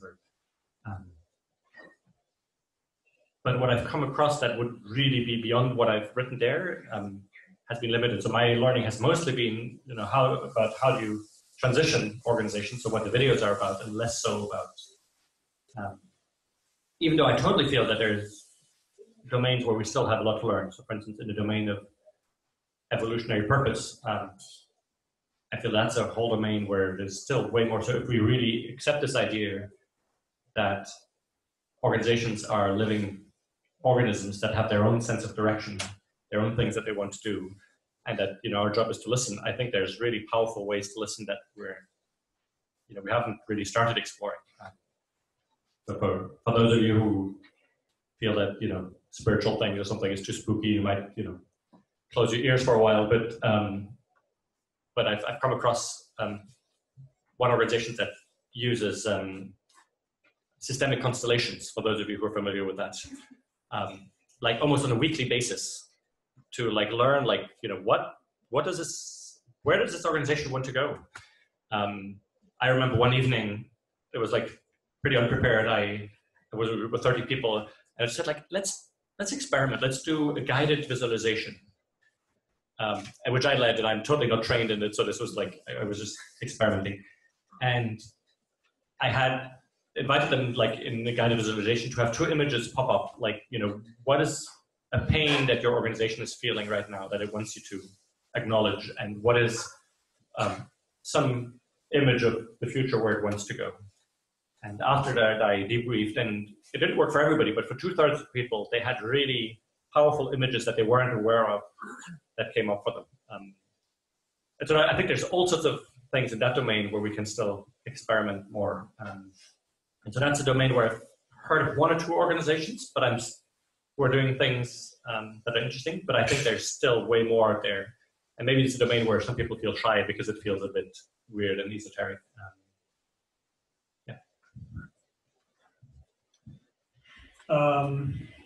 Yeah, I have very limited experience with systemic constellation work, but the little bit that I have done, I did with someone who had a background in working with organizations, particularly in the EU, and yeah, it struck me as a very powerful tool to explore systemic dynamics, organizations being an obvious example of a system. And I know that Otto Scharmer and his crew are developing this practice they call social presencing theater, which is, I think, a similar approach to presencing the information in the systemic field in a way that makes it much more observable for people, right? So, okay, do we have some hands up? We have no hands. No hands, wow. We have a question about teal parenting. There were hands earlier. Okay. There There were 4 people in one video jumping with their hands. I wasn't clear. I meant on Zoom, there's actually a function to raise your hand. Sorry, that's my bad. If you go to, if you just put your mouse toward the bottom of your screen, down here, pop up some options. There we go, 2 participants raised hands. Did you want to say something? Maybe later about teal parenting. Maybe, can I? Probably most of you don't know that Frederick actually wrote another book. which is about parenting. I don't know if it's about teal parenting, so to speak, but it's a very beautiful book about listening, actually, in a deep way. So yeah, well, let's definitely hear from you on that. So what do we see? Okay, let's bring George on. And yeah, so unmute him. And then we want to be in speaker view too. George, you may have to unmute yourself on your end as well. Okay. There you are. Hey, George. We need speaker view. Hi, do you hear me? We do? Yes. Okay, great. Frederick, I am so grateful to you, particularly because I know you as a rather shy or at least very private person, and now you are willing to step out again in the limelight, so to speak. And the reason I'm grateful because I remember 2 years ago when you were talking to by video to our conference in Budapest, you mentioned something that struck me, something like that you think that maybe in 10 years, this reinventing momentum will go mainstream. And at that time I thought that, oh, who knows, maybe even less. But what you are doing with this video series, I think that it has a great potential to really create a decisive momentum for the tipping point. I know that you are thinking of, there are people who are more movement oriented or activist type. Well, I'm definitely one of those. That's why we started Enlivening Edge, to amplify the evolution of organizations and social systems. So now what I would like to ask from you is, what's your sense, given where the whole field, this ecosystem of next stage organizations, initiatives, and move, given that, what is needed for creating spaces of collective self-reflection beyond the scale of organization?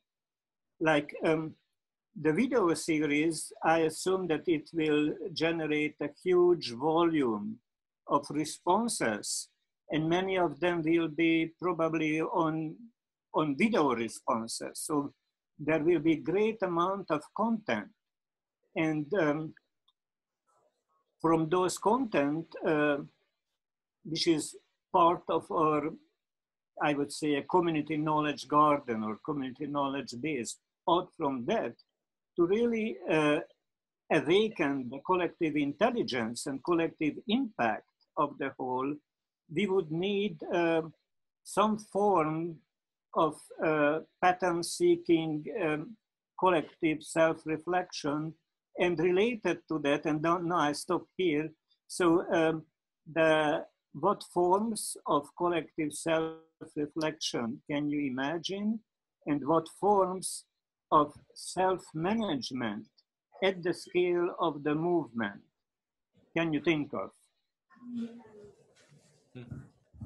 Thank you, George. For those of you who don't know George, so George is the person who's inspired and energizing Enlivening Edge, which is a sort of a news hub that centralizes a lot of the things that are happening in this space.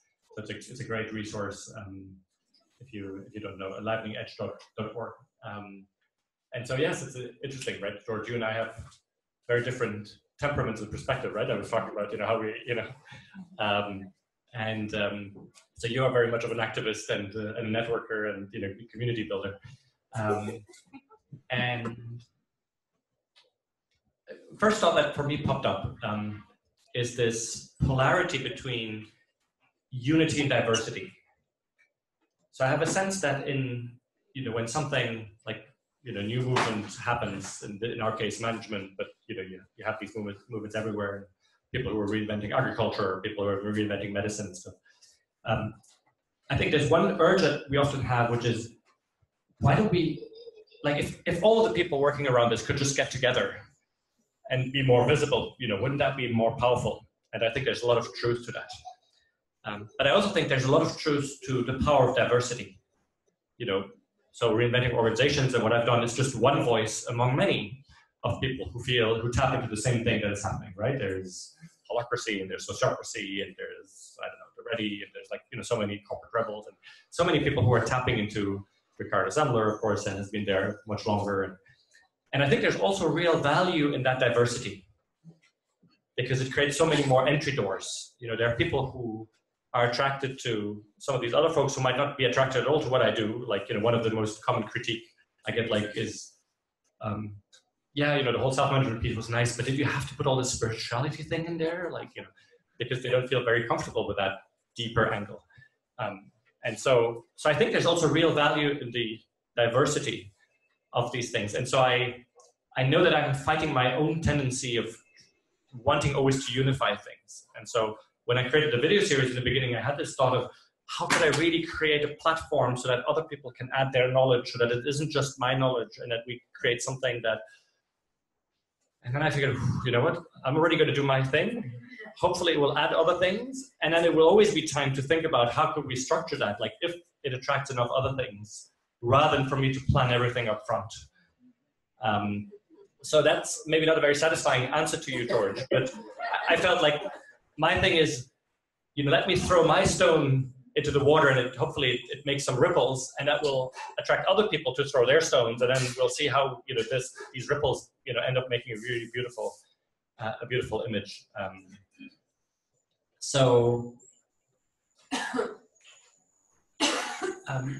And I'm heartened by the fact that there's all sorts of things happening that I'm not, that I stumble upon by chance.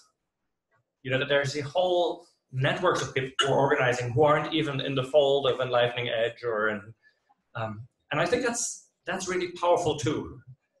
People who are more topical, people, just who meet among hospital people, so people who more meet along mental health, and they create their own subcircuits. So yeah, maybe that's just the answer of somebody who is not a strong movement builder.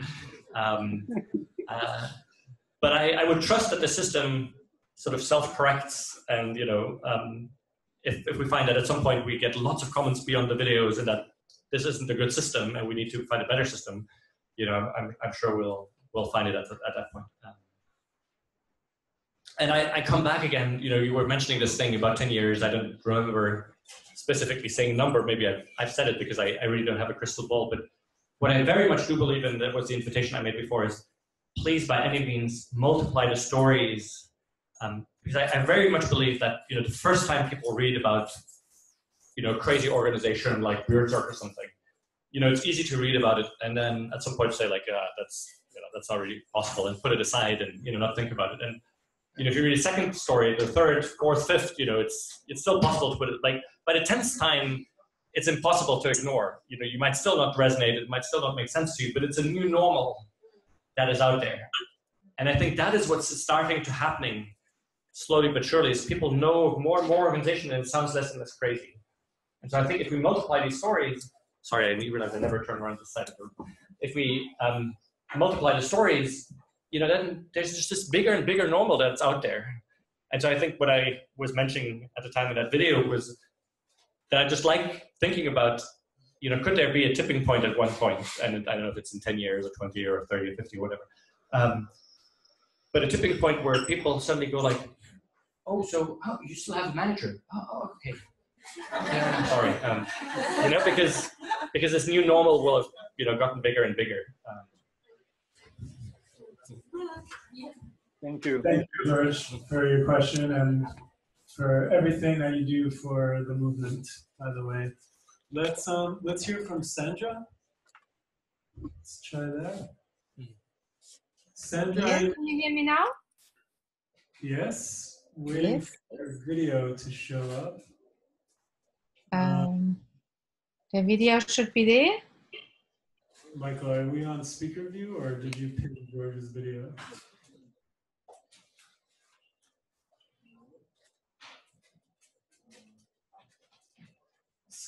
Scroll to the top. Yeah. George, you're such a powerful presence. Where's Sandra? There we are. Yeah, let's get her right here. So we need to unmute her. Oh, she disappeared.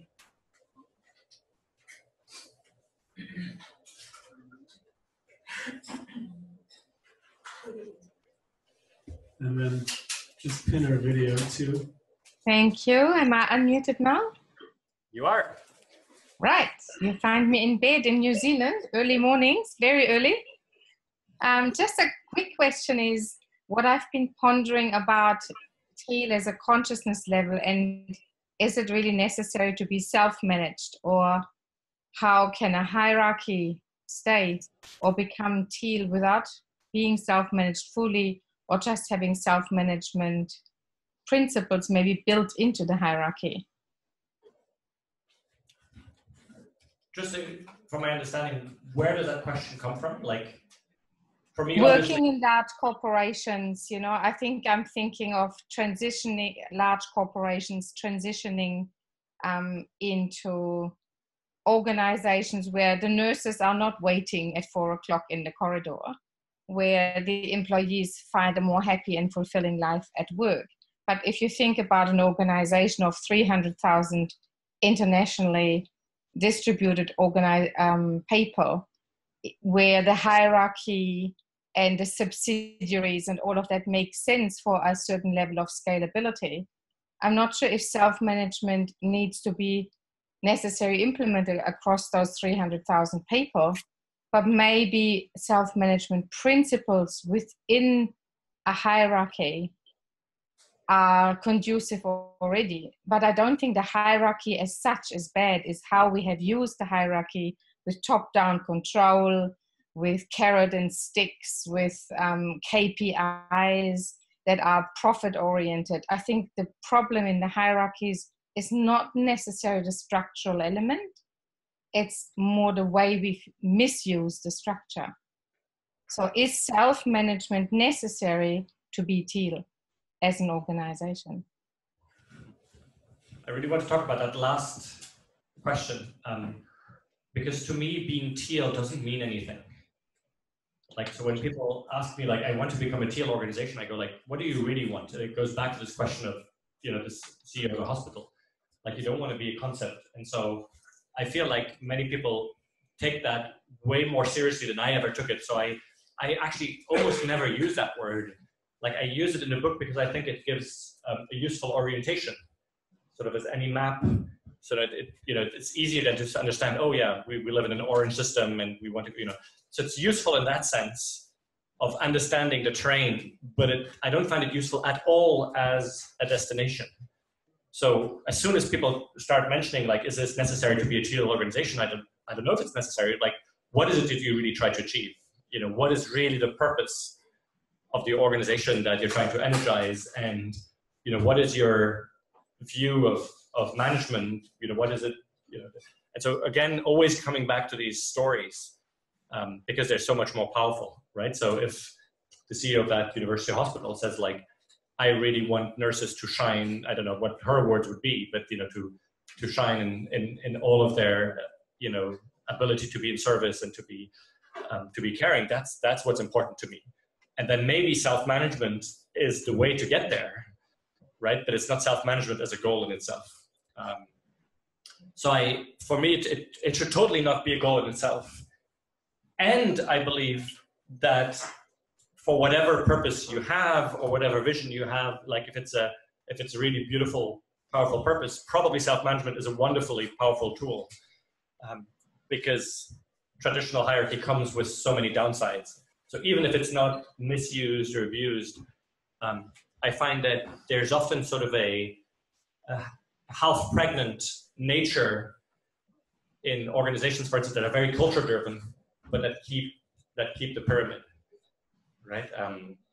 So in a lot of the very, very culture-driven sort of organizations, you have to spend a ridiculous amount of energy in culture training and leadership trainings to tell managers, like, you have all this power over people, but by any means be a servant leader. By any means don't abuse that power, right? And I remember, like, so I had a woman here in the US who read through my manuscript. You know, I'm not a native speaker, and so she corrected my thing. And there's only once where on the content, you know, she said, like, hey, Fred, I don't think you should write this in the US, where I had this analogy about, you know, having the pyramid with the power over. So I'm your boss, so I have power over you. I can decide whether you get a cool project, whether your idea is implemented, whether you get a raise. You know, I have all this power over you. And then I get this constant training that tells me, hey, but be a servant leader, be, you know. And so I likened that to, you know, having a kindergarten, you know, in which you distribute guns to all the kids, you know, but then you train them all the time not to use the guns, right? And then, like, the person who said, like, that won't go down well in the US. But so I think there's part of that is built into hierarchy in the power over thing. But then again, comes often the typical misunderstanding that we want everyone to be equal, which I don't think is the case. You know, we want everyone to be their strongest, most beautiful version of themselves. And so one of the things that's often difficult to embrace is this notion of natural hierarchy, right? Is by any means, you know, if, let's say, I'm a machine operator and I'm happy to have a relatively small scope because my education or interests, you know, limit me to that, you know, that's great. Nobody pushes me to be anything beyond that. But if, on the other hand, I am a machine operator and suddenly I get all this freedom and I might actually redesign half of the factory or actually design the next factory, that's totally great and nothing prevents me from doing that. And so that's the sort of level of natural hierarchies where you want everybody to be sort of the strongest version of themselves. And so I very much do believe in hierarchy, but in these natural hierarchies, not in the power over hierarchies. And all of that being said, obviously, if you have an organization of 300,000 people, you don't transition overnight. So there's all sorts of things where, you know, for a whole while you might keep this. And so I know at least one large or two large organizations who made this mistake of too early talking about self-management when they were a very large organization that of course couldn't do that in a minute, and it created like all this havoc and uncertainty, like all the managers like, will I lose my job? And when they hadn't even, like, you know, this is maybe 3-4 years down the road. And so there's all sorts of things that you can of course do to sort of weaken, you know, the structure or you know, bring more fluidity into the system before you actually really make the step of switching to self-management. Thank you. Yeah. Thank you, Sandra, and I want to thank everyone here for your questions. Thank everyone online for your questions. So I want to ask you to like turn the screen off for a second and try to get that video ready to go now that we have the sound working. And while he's doing that, you want to say a few words about teal parenting? Yeah.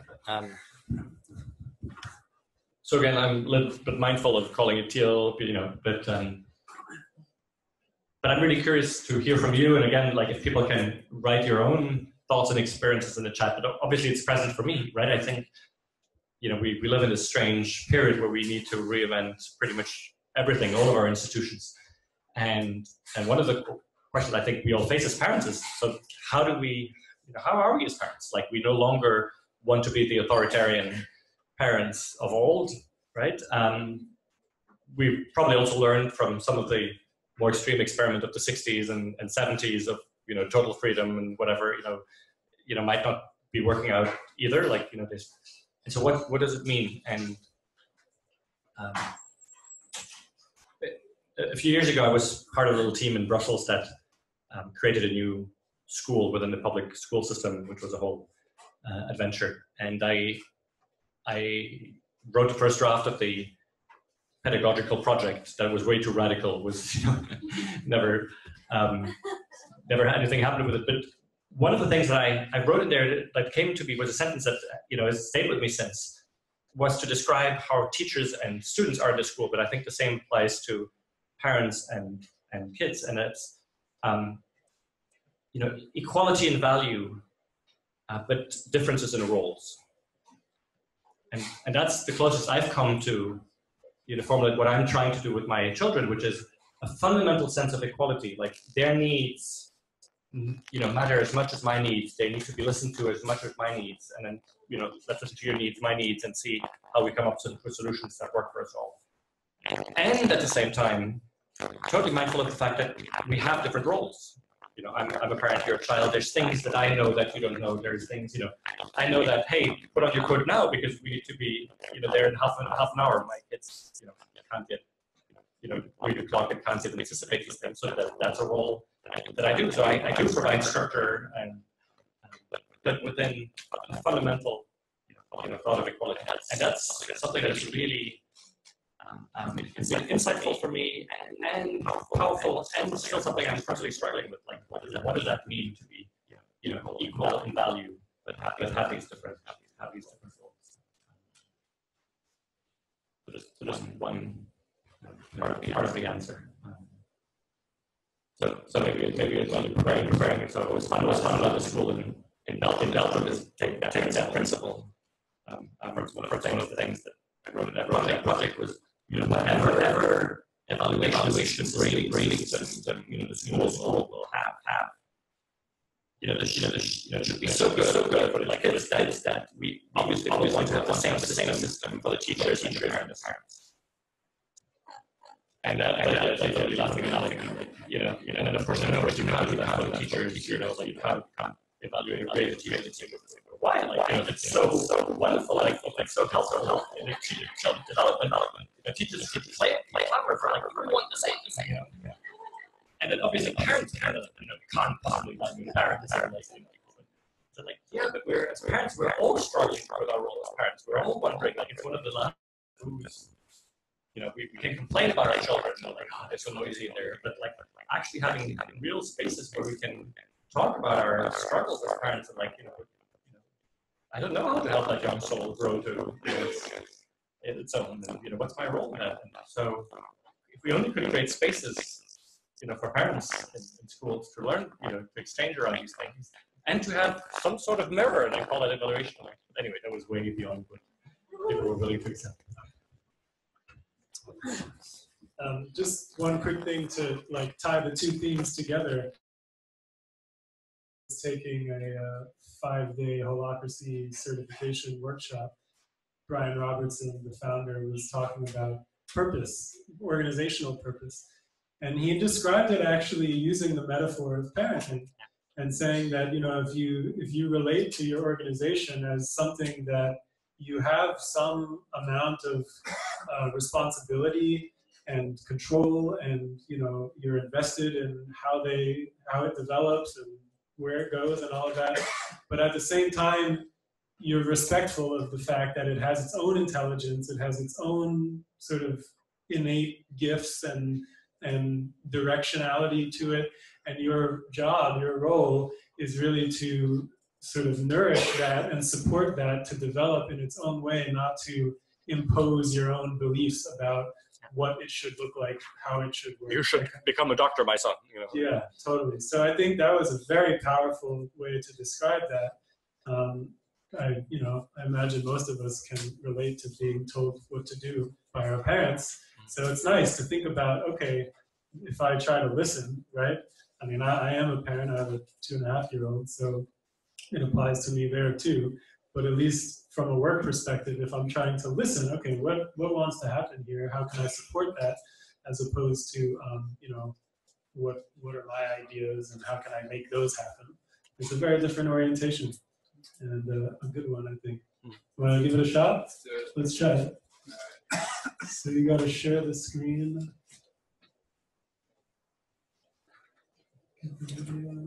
Okay, this is just massaging for my own ego to show you.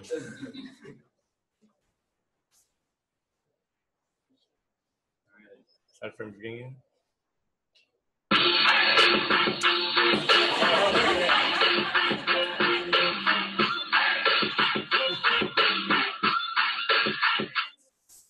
Here's a major breakthrough in my understanding of self-management that came to me after the book was out.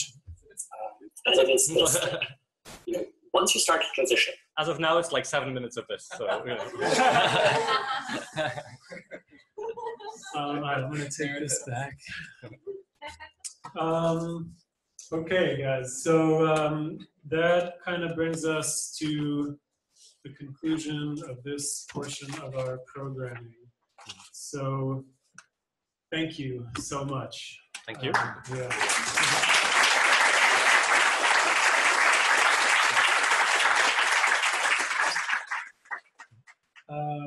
I have a couple quick announcements.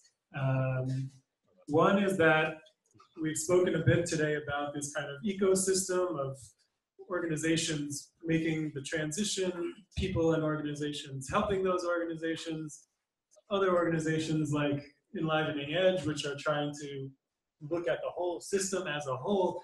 So there's a lot going on, and there are several upcoming events hosted by or related to or focusing on that whole movement. And so in the follow-up email that will be getting sent out along with a link to the recording, I'm also going to include some information about some of those events. So if people are interested in continuing to explore or just connecting with other opportunities that are out there, that's going to be a very good thing. Number two is, so I want to give a special shout out to anyone on Zoom who's either hosting or participating in a local viewing party. This was something that we invited people to do. I didn't put much energy into trying to make it happen, but I know that there are a few out there. So I really appreciate anybody who either pulled that together or found one and joined that. And in speaking with Frederick and actually in speaking with George Poor as well, we thought that, you know, over the next year or however long this video series lasts, that would be a great opportunity for people to get together in person, watch the videos together, reflect on them, share about their experiences, how's it going, trying to implement this or support other people in implementing it. Basically just, you know, using this fresh content that Frederick's going to be providing as a way to strengthen the community and, you know, raise the collective intelligence. And I appreciated your approach to kind of trusting the system to self-organize and correct itself. So we'll see where that goes. But I just want to mention that now, that, you know, if people feel called to organizing or participating in local viewing groups for the video series, we think that might be a cool idea. Lastly, we're going to try to put the Zoom people in breakout rooms for the next, like, I don't know, 20 minutes or so. And encourage you guys to meet each other. For those who want to stay, maybe some people want to. Yeah, totally. If people need to go or don't want to do the breakout rooms, it's totally optional. But for anybody who does want to stay, we're going to just randomly put you into groups of like 4 or 5. You want to? Maybe you better explain. Maybe some people have never done that in Zoom. So yeah, so there's actually not much you need to do. We're going to, our tech maestro here is going to set it all up, and then you might get a little window that pops up on your screen, and you can just click the join breakout button that shows up there, and we'll set a timer for, I think, like maybe 20 minutes at this point, and just do one breakout session, and we invite you guys to use the question of what's next for you. So Frederick shared a bit today about what's next for him, and we've been exploring sort of what's next from a few different perspectives about the movement in general. But we invite you guys to talk with each other a little bit about what's next for you, what is wanting to move through your life and your work, what's calling you forward. Any of those angles are good. And then maybe save a few minutes at the end of your breakout to explore the question of what's next for us, whatever that means to you at that point. So we'll monitor your breakout groups, but basically there's not much that you need to do except click that button to join the group when it shows up. And at the end, does that close the thing, or do they get back? No, at the end, that's it. We're gonna stop the recording in a minute, and then at the end of the breakouts, we're gonna turn the Zoom off. So this is kind of our official goodbye from here in New York. So thank you so much, everyone. Yeah. I see that there's a number of people joining in from Japan and New Zealand. I can't believe what time of the night it is. I feel this is such a beautiful thing that you guys decided to join us in this event. How about we just all do a collective